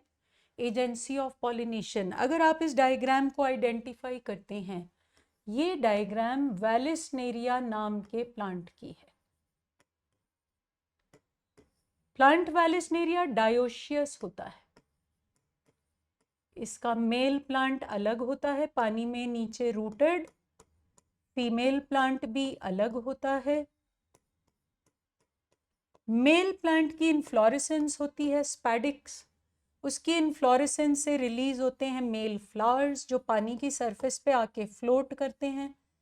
फीमेल प्लांट सॉलिटरी होता है, फीमेल प्लांट के सॉलिटरी फ्लावर्स होते हैं। सॉलिटरी फ्लावर वाला फीमेल प्लांट, उसकी फ्लोरल स्टॉक इलोंगेट करके पानी के सरफेस के ऊपर जाती है,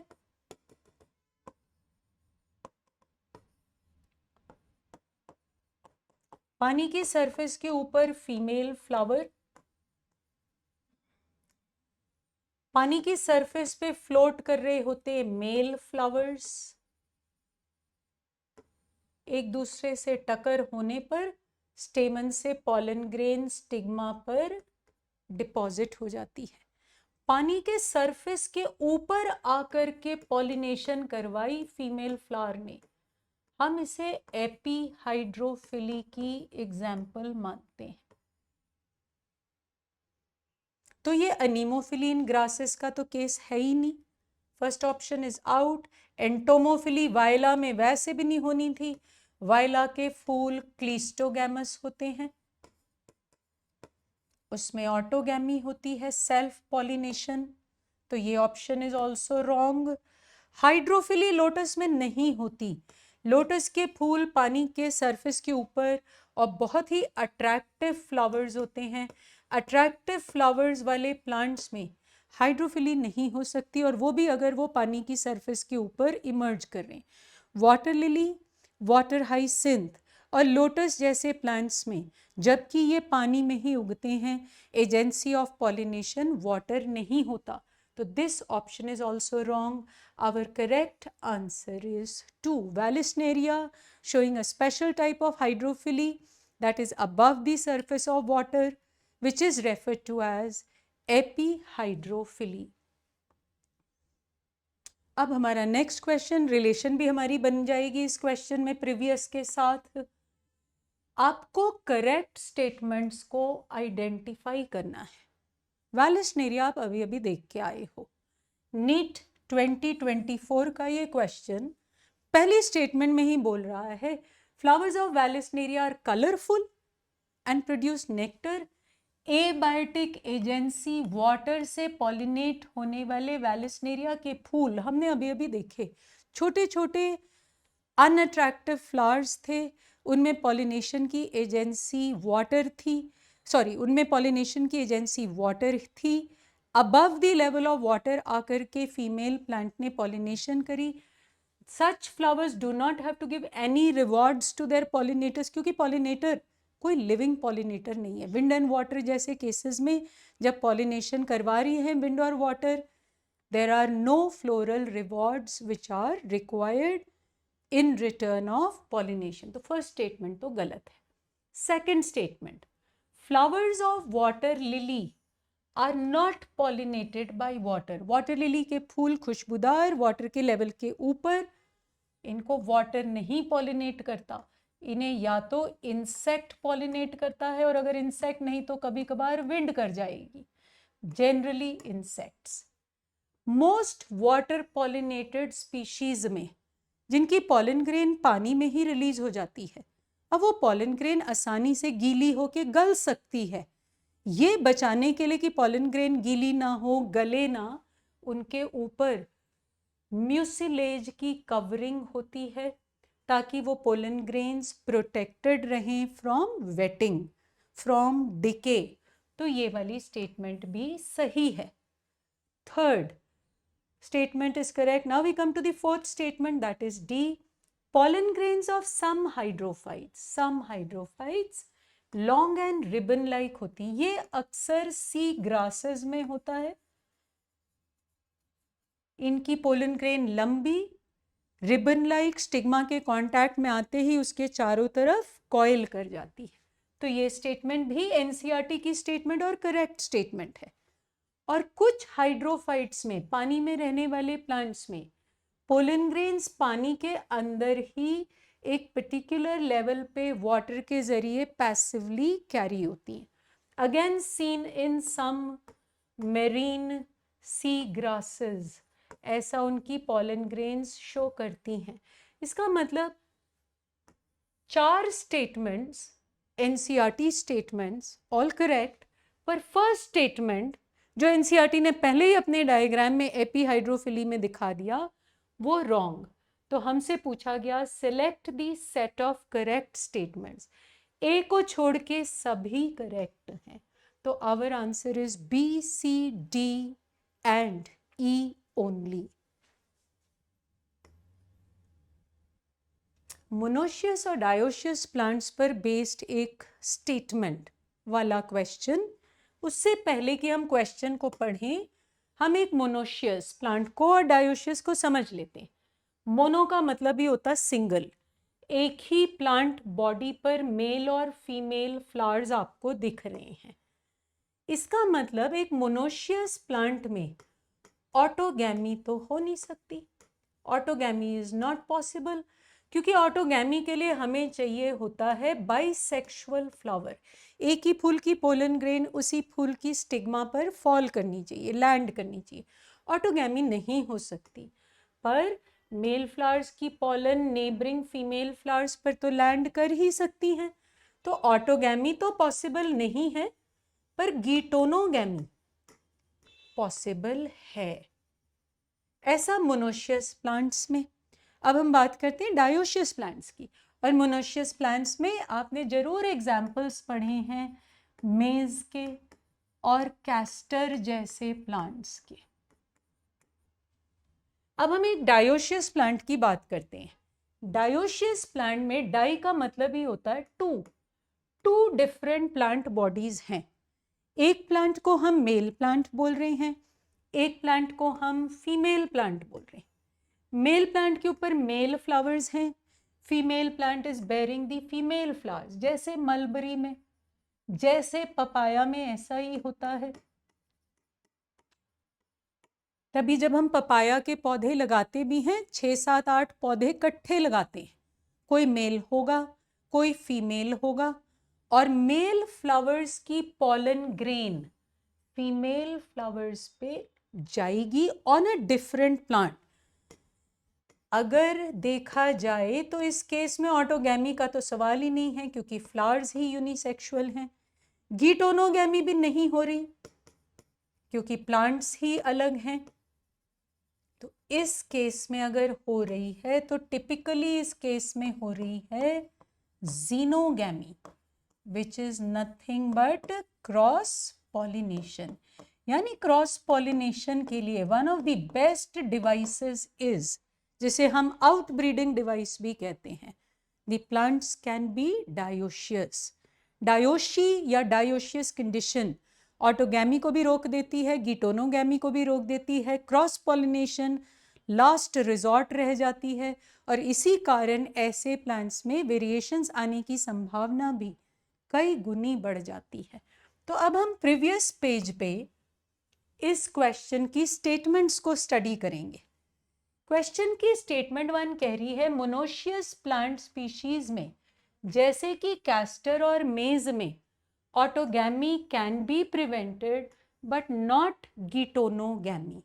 बिल्कुल सही, ऑटोगैमी तो हम रोक सकते हैं मोनोशियस प्लांट्स में, पर गीटोनोगैमी तो फिर भी हो सकती है।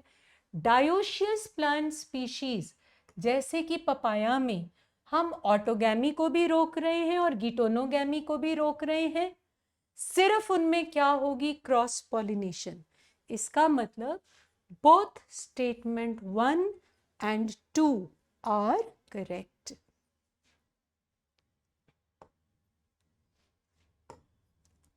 अब एक असर्शन रीजन पे आ रहे हैं।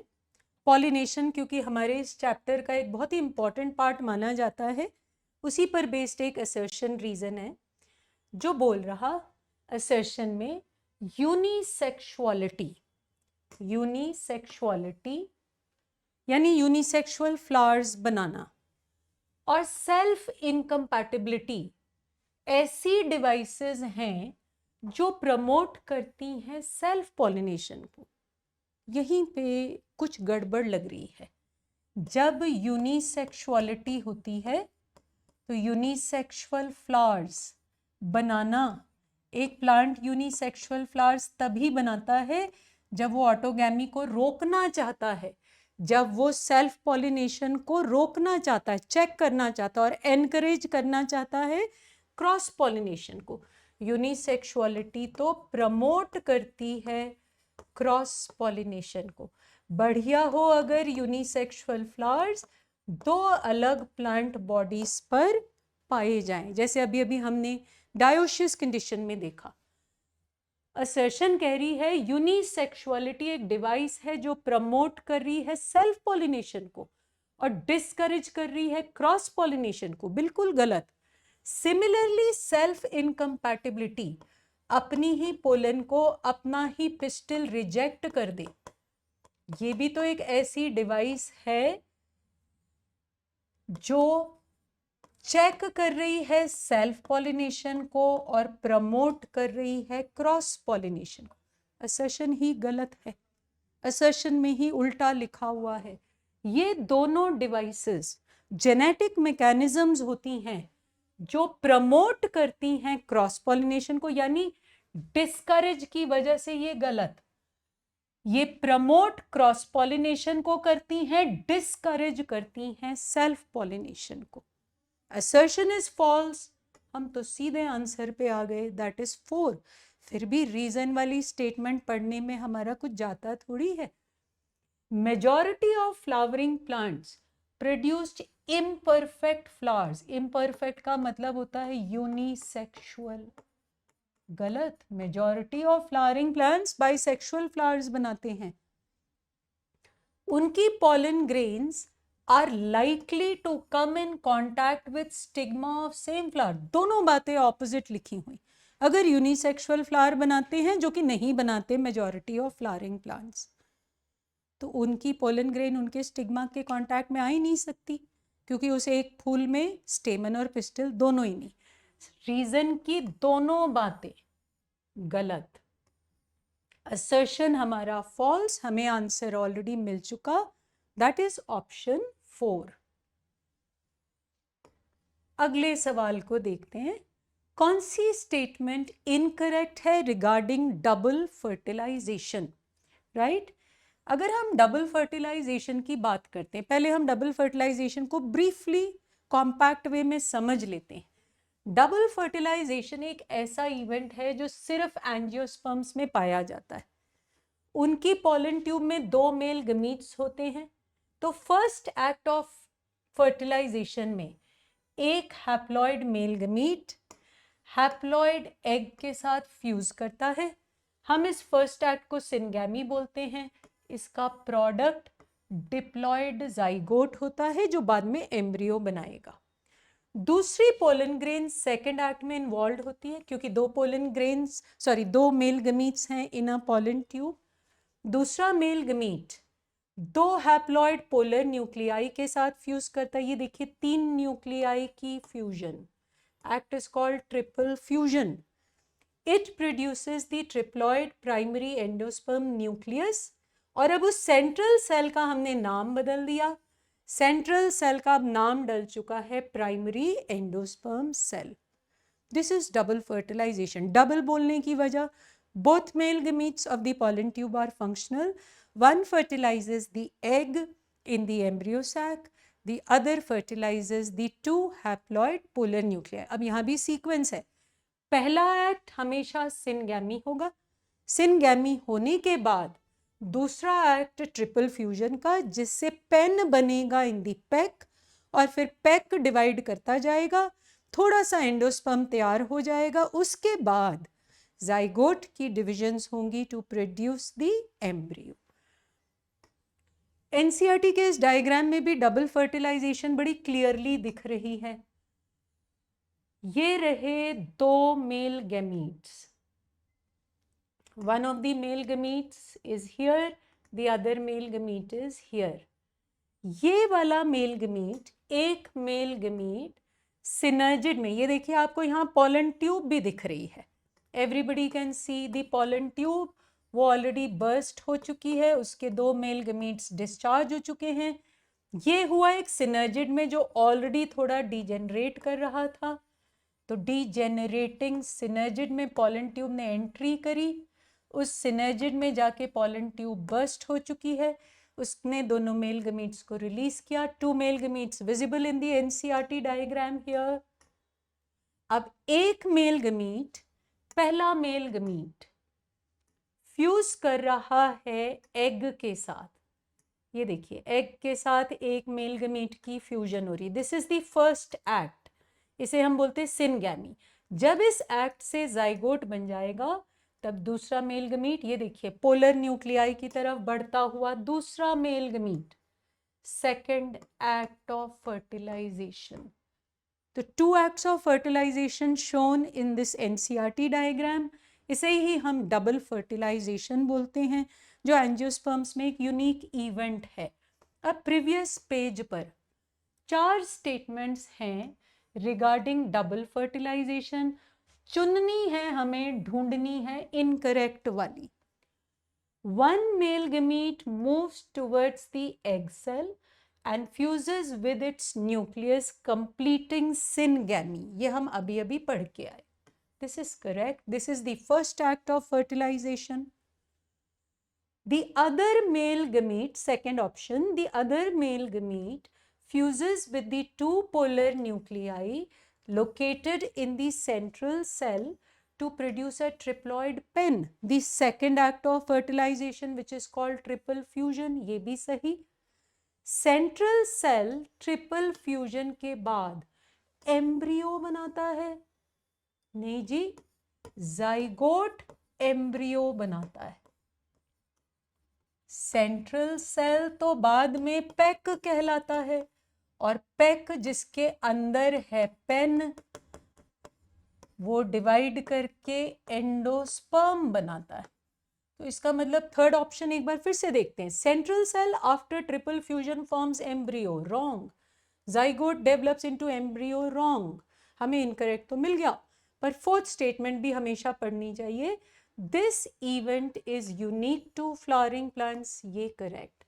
हमें इनकरेक्ट स्टेटमेंट ढूंढनी थी जो हमें थर्ड ऑप्शन में मिल चुकी है. डबल फर्टिलाइजेशन एक बहुत इंपॉर्टेंट इवेंट, हमने वो भी रिवाइज कर लिया, एनसीईआरटी का डायग्राम भी देख लिया. अब हम पहुंचे अगले क्वेश्चन पे. बड़ा conceptual, interesting, comparative question gymnosperms के साथ रिलेट करते हुए. हमसे कहा जा रहा है असर्शन में एंजियोस्पर्म्स में एंडोस्पर्म ट्रिप्लॉइड है. ये तो हमें यहाँ तक तो सही पता था. जिम्नोस्पर्म का एंडोस्पर्म हैप्लॉइड है. अब हमें ये चीज पहले समझनी पड़ेगी, उसके बाद ही हम इस सवाल पे आएंगे. हम एंजियोस्पर्म्स का तो ऑलरेडी डिस्कस कर चुके कि उनमें एंडोस्पर्म फर्टिलाइजेशन के बाद, जाइगोट के बनने के बाद, यानी फर्टिलाइजेशन इवेंट के बाद बनता है. पेन और pack, pain in the pack की फॉर्मेशन जाइगोट के बनने के बाद होती है. एंडोस्पर्म एंजियोस्पर्म्स में ट्रिप्लॉइड है, और पोस्ट जाइगोट फॉर्मेशन यानी पोस्ट फर्टिलाइजेशन स्ट्रक्चर है. पर जिम्नोस्पर्म्स में क्या होता है? जिम्नोस्पर्म्स में कहानी ओव्यूल में मेगास्पोर फॉर्मेशन तक बिल्कुल एंजियोस्पर्म्स के जैसे ही चलती है. एक मेगास्पोर मदर सेल ओव्यूल के न्यूसेलस में, वो मियोसिस कर लेता है. The event is megasporogenesis. 4 haploid megaspores बनते हैं, 3 मर जाते हैं, 1 बचता है. कहानी जिम्नोस्पर्म्स की यहाँ से अलग हो जाती है. अब जिम्नोस्पर्म के ओव्यूल में वो हैप्लॉइड मेगास्पोर, उनके ओव्यूल का haploid megaspore 3 free nuclear division नहीं करता. एंजियोस्पर्म्स में मेगास्पोर बड़े लिमिटेड, सिर्फ 3 फ्री न्यूक्लियर डिविजन्स करता था. यहाँ मेगास्पोर मैनी माइटोसिस कर रहा है. उसकी मैनी माइटोसिस हो रही है, तो जो फीमेल गमीटोफाइट होगा वो 7 सेल्ड या फ्यूज सेल्ड नहीं होगा. जिम्नोस्पर्म्स में फीमेल गमीटोफाइट मल्टी सेलुलर होगा, मैसिव टिश्यू. आप इस डायग्राम में भी ये चीज देख सकते हैं. इस जिम्नोस्पर्म के ओव्यूल का ये इंटेगुमेंट, इधर माइक्रोपाइल, ये वाला पार्ट न्यूसेलस. न्यूसेलस के अंदर फीमेल गमीटोफाइट की फॉर्मेशन हो चुकी है. आपको दिख रहा होगा the female gametophyte is multicellular. Female gametophyte ने माइक्रोपाइलर पोल की तरफ few reduced archegonia with egg produce करे. अब जिम्नोस्पर्म्स में पॉलन ग्रेन, पॉलन ट्यूब बना रही है. ट्यूब में 2 मेल गमीट्स हैं. पॉलन ट्यूब आर्किगोनियम के अंदर गई, वहां जाके बर्स्ट हुई. हैप्लॉइड एक मेल गैमीट फ्यूज हो गया with the haploid egg. Formation हो गई जिम्नोस्पर्म में, ओव्यूल में डिप्लॉयड जाइगोट की। अब उस डिप्लॉयड जाइगोट को नरिशमेंट कौन देगा? इतना बड़ा फीमेल गमीटोफाइट कहेगा मैं हूं ना, पहले से तैयार, आपको नरिशमेंट देने के लिए ही बना हूं। Female gametophyte will provide nourishment or nutrition to the developing zygote, यानी जिम्नोस्पर्म्स में उनका फीमेल गमीटोफाइट ही किसका काम करेगा? एंडोस्पर्म का। इसका मतलब इस एंडोस्पर्म की प्लॉइडी तो हुई फिर हैप्लॉइड, क्योंकि फीमेल गमीटोफाइट की प्लॉइडी है haploid, so this endosperm is haploid. इसका मतलब एक चीज और, चाहे जिम्नोस्पर्म्स की पॉलन ट्यूब्स में 2 मेल गमीट होते हैं, उनके दोनों मेल गमीट्स फंक्शनल नहीं होते। एक मेल गमीट एग को फर्टिलाइज करता है, दूसरा मेल गमीट डिजेनरेट कर जाता है। यहाँ सेकंड एक्ट की जरूरत ही नहीं पड़ती एंडोस्पर्म बनाने के लिए, क्योंकि पहले से बना हुआ फीमेल गमीटोफाइट एंडोस्पर्म का काम कर देता है।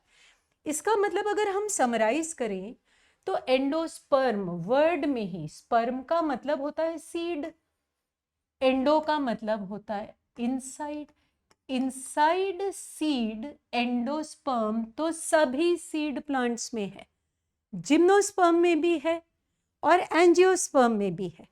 जिम्नोस्पर्म्स में लेकिन उसकी प्लॉइडी है हैप्लॉइड, और एंजियोस्पर्म्स में उसकी प्लॉइडी क्या है?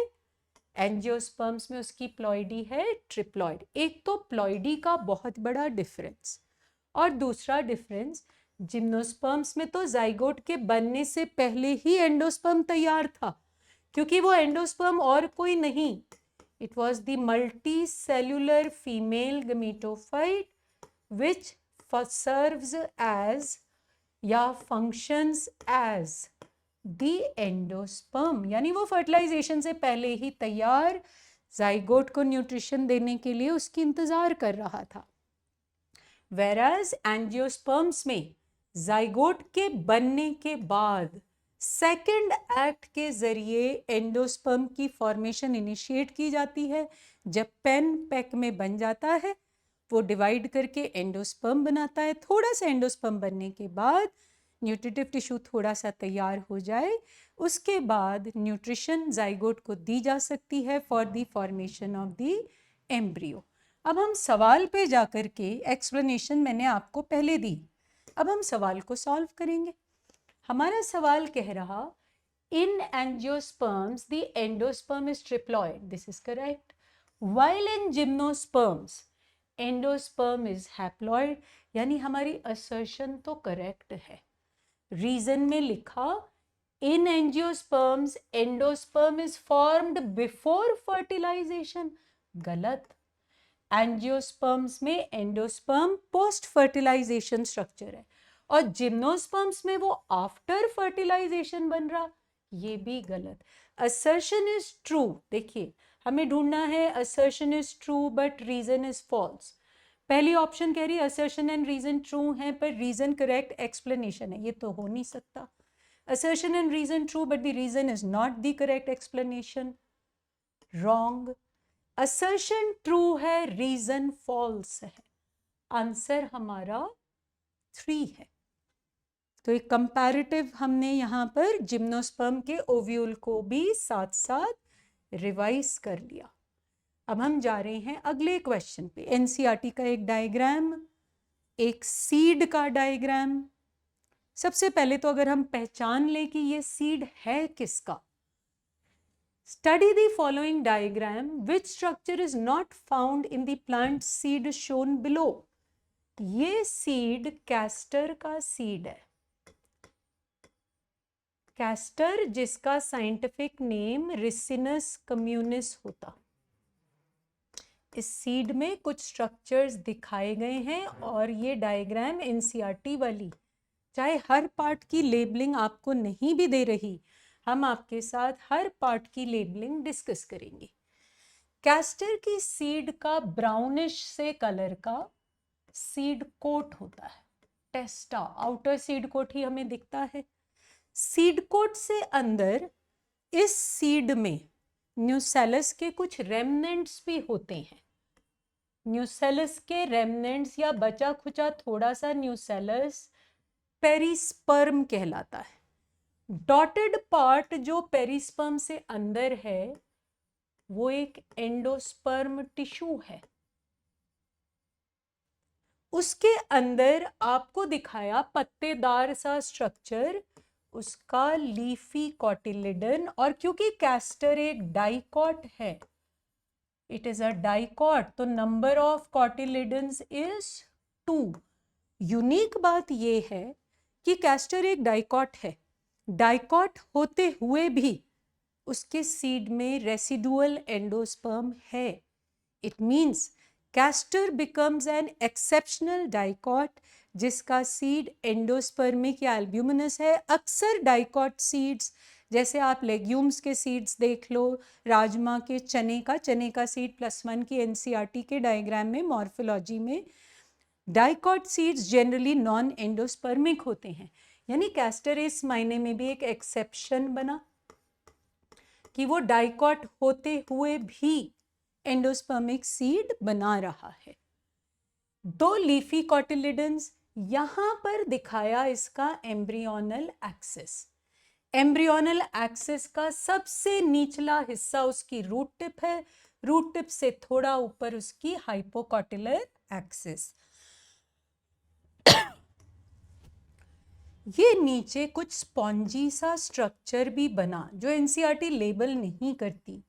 This is the caruncle.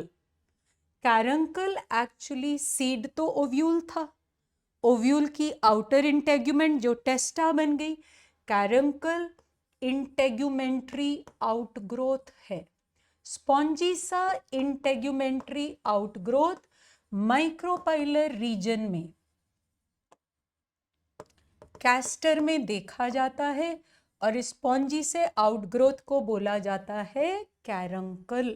तो कुछ चीजें एनसीईआरटी डायग्राम में लेबल्ड थी, कुछ मैंने आपके लिए एडिशनली कर दी। अब हमारा क्वेश्चन, हमें इस डायग्राम को पढ़ना है और देखना है कि कौन सा स्ट्रक्चर इस सीड में नहीं होगा, नॉट फाउंड। 2 कॉटिलिडन्स तो होते हैं, एक आपको दिख रहा है, आप सोचो एक बैक साइड पे है। पेरिस्पर्म होता है, वो भी आपको मैंने दिखा दिया। Caruncle is present. स्कूटेलम मैंने आपको कहीं नहीं बताया। स्कूटेलम तो सिंगल शील्ड लाइक कॉटिलिडन को बोला जाता है। वो सिंगल शील्ड लाइक कॉटिलिडन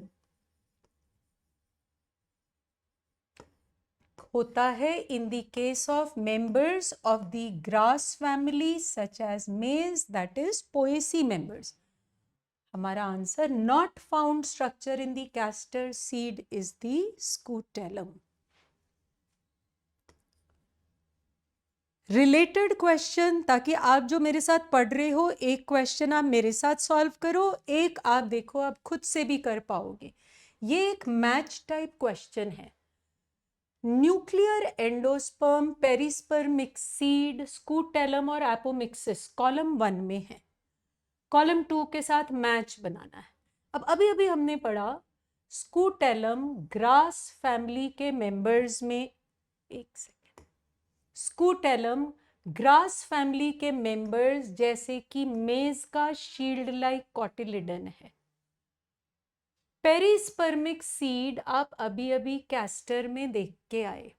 अब रही बात न्यूक्लियर एंडोस्पर्म, नारियल का जो पार्ट आप खाते हो वो उसका एंडोस्पर्म है, जिसकी डेवलपमेंट न्यूक्लियर एंडोस्पर्म में पढ़ी जाती है। और एपोमिक्सिस जो कि एसेक्सुअल रिप्रोडक्शन है, जिसमें सीड की फॉर्मेशन विदाउट फर्टिलाइजेशन होती है ग्रासेस में एंड एस्टरेसी के कुछ मेंबर्स में देखी जाती है। आप 1 मिनट के लिए मेज के इस 1 सीडेड फ्रूट, जिसे हम कैरियोप्सिस कहते हैं, एक्चुअली ये फ्रूट है क्योंकि आपको यहाँ पे उसकी फ्रूट वॉल दिख रही है एनसीईआरटी डायग्राम में। फ्रूट वॉल के साथ उसका मेम्ब्रेनस सीड कोट चिपका हुआ है। तो बेसिकली इस फ्रूट के अंदर एक बीज है, हम फ्रूट की वॉल को अलग कर नहीं सकते सीड कोट से, क्योंकि पेरिकार्प और सीड कोट फ्यूज्ड हैं। आप मेज के इस डायग्राम में एक चीज ऑब्जर्व करें, ये सारा पार्ट इधर एंडोस्पर्म है, जिसका पेरिफेरल लेयर एल्यूरॉन लेयर कहलाता है, वो ट्रिप्लॉइड, अंदर वाला starchy part of the endosperm. अब अगला पार्ट जो आप देख रहे हो, जिसे मैं अब ब्लू से मार्क कर दे रही हूँ आपके लिए, ये है पूरा एम्ब्रियो। अब एम्ब्रियो का एक शील्ड लाइक कॉटिलिडन है ये, जिसे एनसीईआरटी ने लेबल किया स्कूटेलम। एम्ब्रियो में ये प्लूम्यूल, प्लूम्यूल के ऊपर एक protective hollow foliar sheath coleoptile, plumule के ऑपोजिट एंड पे रेडिकल, रेडिकल को प्रोटेक्ट करने वाला एक सॉलिड सा शीथ होता है which is called as the coleorhiza. तो आपको स्कूटेलम क्लियरली दिख रहा है इन दी कैरियोप्सिस ऑफ मेज। आपको एडिबल एंडोस्पर्म जिसकी डेवलपमेंट फ्री न्यूक्लियर टाइप से होती है is seen in the case of coconut, वो भी दिख रहा है। तो अब आप प्रीवियस पेज पे जाके दोबारा मैच देख सकते हैं। हमने न्यूक्लियर एंडोस्पर्म मैच किया कोकोनट के साथ, सो ए मैचेस विद 4, हमें तो एक ही ऑप्शन में A4 के साथ मिल रहा था। पेरिस्पर्मिक सीड कैस्टर का, B matches with 1, C scutellum matches with मेज, D apomixis a form of asexual reproduction grasses में। अब एक चीज मैं बच्चों को यहाँ और क्लियर कर दूं, एपोमिक्सिस एसेक्सुअल रिप्रोडक्शन है। जब हम टर्म एपोमिक्सिस एंजियोस्पर्म्स में यूज करते हैं, जो एस्टेरेसी के कुछ मेंबर्स और ग्रासेस में होती है, उसका मतलब है seed is formed without fertilisation. इसके लिए हम एक और टर्म भी यूज कर सकते हैं, apomixis can also be called as agamospermy. अभी अभी हमने सुना था स्पर्मोस बायोलॉजी में, जब बॉटनी में आता है तो सीड, गैमोस का मतलब होता है फ्यूजन, और ए अगर हम पहले लगाते हैं उसका मतलब है विदाउट। तो without fusion of gametes seed की फॉर्मेशन अगर हो जाती है, that is called as apomixis. Without fertilisation अगर फ्रूट बनता है, उसके लिए दूसरा टर्म होता है। फ्रूट बन जाए विदाउट फर्टिलाइजेशन तो उस फ्रूट में बीज ही नहीं होगा, वो फ्रूट पार्थेनोकार्पिक फ्रूट होता है। पर सीड भी बन सकता है विदाउट फर्टिलाइजेशन, जैसा कुछ ग्रासेस में होता है, जैसा एस्टेरेसी के कुछ मेंबर्स में होता है, उसे हम एपोमिक्सिस या फिर एगैमोस्पर्मी कह सकते हैं। अब हम ट्रू और फॉल्स स्टेटमेंट वाले एक अलग फॉर्मेट के क्वेश्चन को सॉल्व करेंगे। एपोमिक्सिस अगर एसेक्सुअल रिप्रोडक्शन है, तो स्टेटमेंट ए कह रही है apomixis does not produce variations, ये ट्रू है। Bat pollinated flowers may have foul और प्लेजेंट ओडर। अभी अभी थोड़ी देर पहले मैंने आपको एक प्रीवियस ईयर क्वेश्चन में दिखाया था, बैट बीटल्स फ्लाइज वाले फूलों में फाउल ओडर हो सकती है। होमोगैमी, होमोगैमी क्या होती है?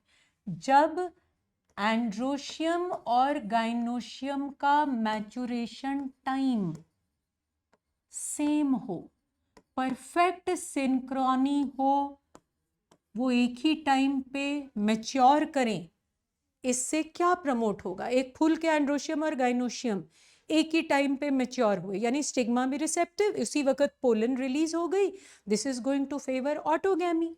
तो होमोगैमी एक डिवाइस है टू प्रमोट क्रॉस पॉलिनेशन? बिल्कुल नहीं।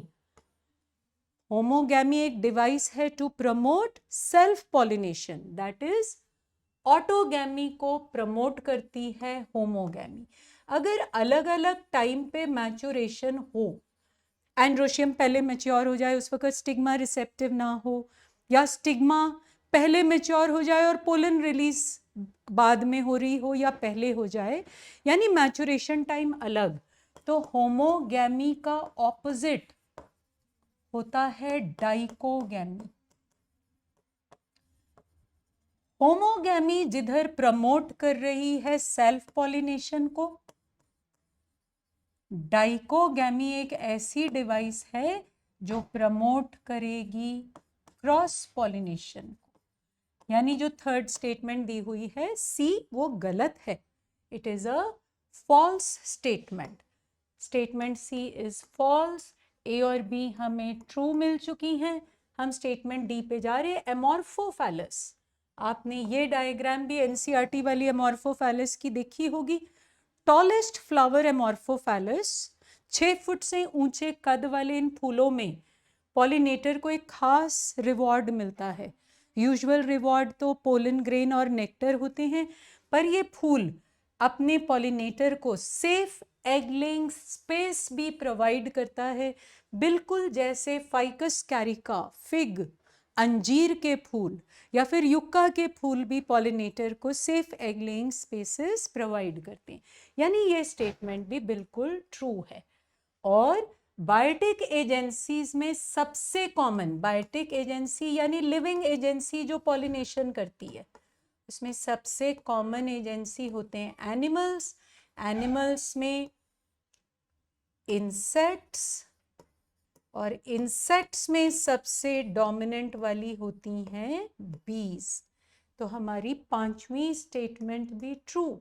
We should be looking for TTFTT, TTFFT, TTTTF, TTFTT. Third option is the correct explanation.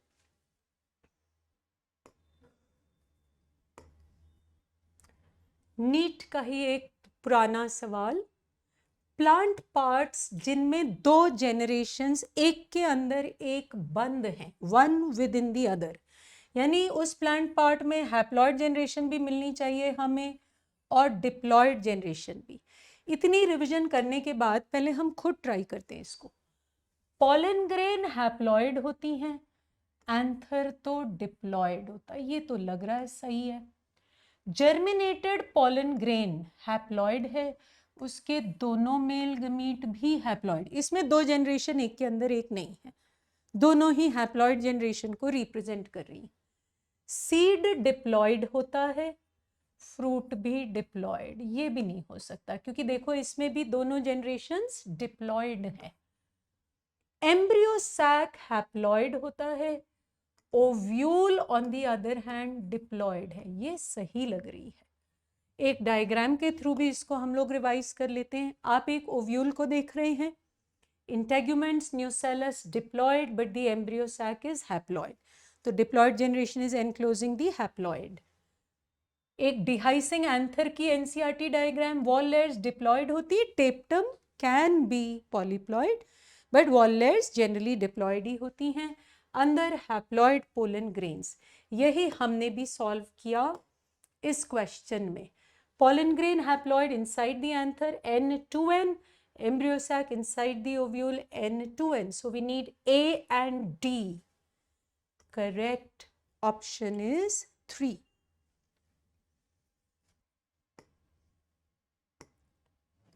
Apple के फ्रूट की एनसीईआरटी डायग्राम। अब पहले हम अपनी लेबलिंग बनाएंगे। क्वेश्चन हमारा पूछ रहा है which part of the fruit labelled in the given figure makes it a false fruit.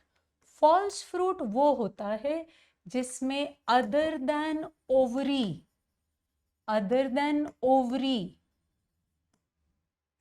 Some other part such as thalamus contributes to fruit formation। अब सभी बच्चों को इतनी रिवीजन 2 साल करने के बाद पता है एप्पल का fruit one of the best example है ऑफ अ फॉल्स फ्रूट, क्योंकि एप्पल के फ्रूट का मेन एडिबल पार्ट उसका थैलेमस होता है। ये फ्रूट पोम कैटेगरी के फ्रूट्स में गिनाता है। इसका थैलेमस इसका मेन एडिबल स्वीट पार्ट होता है। पार्ट ए जो है यहाँ पर that is the mesocarp, fruit की एक middle wall layer. Part B cartilaginous सा एंडोकार्प, ये भी फ्रूट की वॉल लेयर है। डी जो लेबल्ड है एनसीईआरटी में वो सीड है, C is the thalamus. So which part makes the fruit a false fruit? It is part C. Part C, which is the thalamus, makes the fruit a false fruit. Seed based question जहां हमसे पूछा जा रहा है, how many of these seeds given below are endospermic? वैसे तो हम जानते हैं कि डाइकॉट सीड्स जो होती हैं वो नॉन एंडोस्पर्मिक होती हैं, और मोनोकॉट की सीड्स जो होती हैं वो कैसी होती हैं? जनरली एंडोस्पर्मिक होती हैं, पर एक्सेप्शन भी होते हैं. मोनोकॉट्स की ही सीड जो नॉन एंडोस्पर्मिक है, एक एक्सेप्शन है इधर ऑर्किड्स का, और डाइकॉट की सीड जो एक्सेप्शन है जिसमें हमें एंडोस्पर्म मिल जाता है. अभी अभी आप एनसीईआरटी डायग्राम में रिसिनस कम्युनिस कैस्टर में एंडोस्पर्म देख के आए. अब कैस्टर में एंडोस्पर्म हमने देखा. बार्ली और मेज मोनोकॉट्स हैं, तो इनमें एंडोस्पर्म, मोनोकॉट का भी आपने अभी मेज का endosperm with the aleurone layer study करा. ऑर्किड का सीड नॉन एंडोस्पर्मिक है. बीन इसलिए नॉन एंडोस्पर्मिक है क्योंकि वो डाइकॉट है. व्हीट मोनोकॉट है of the same family as barley and maize, उसका सीड एंडोस्पर्मिक है. मटर फैबेसी का मेंबर है, डाइकॉट है, उसका सीड नॉन एंडोस्पर्मिक. 4 सीड्स के ऊपर मैंने टिक लगाए. 3 मोनोकॉट्स के Poaceae members having endospermic seed, एक exceptional dicot castor with an endospermic seed.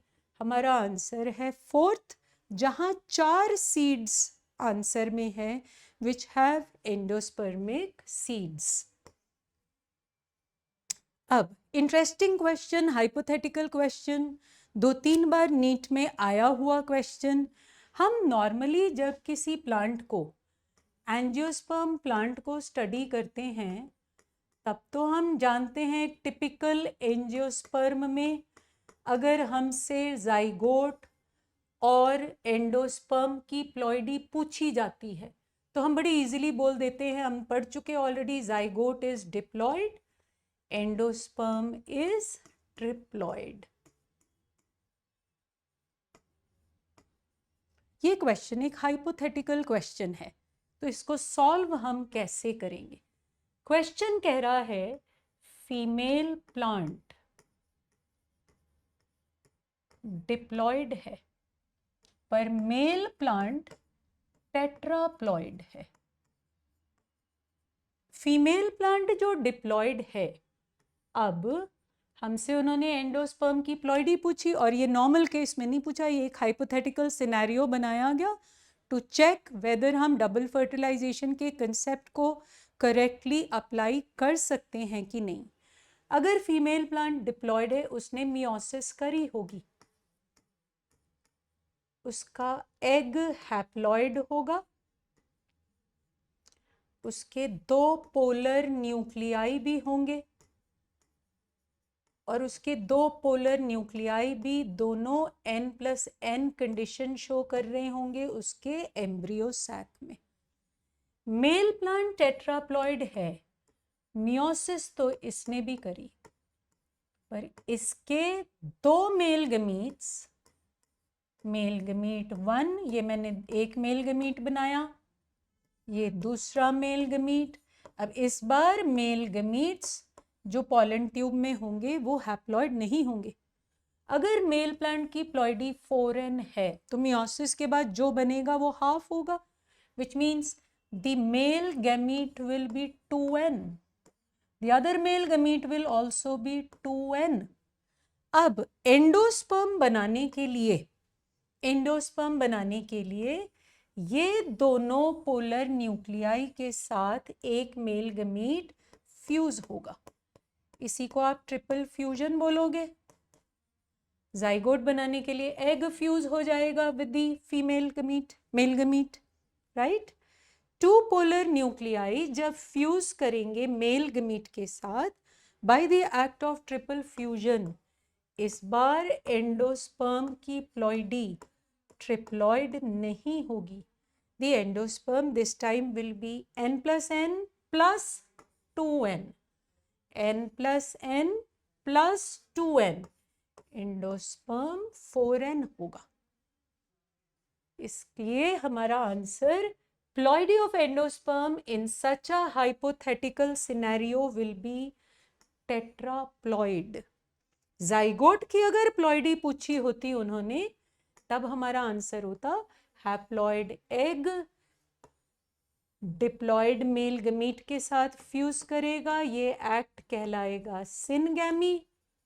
Zygote की अगर पूछी होती तो इस बार इस हाइपोथेटिकल सिनेरियो में जाइगोट 3n होता.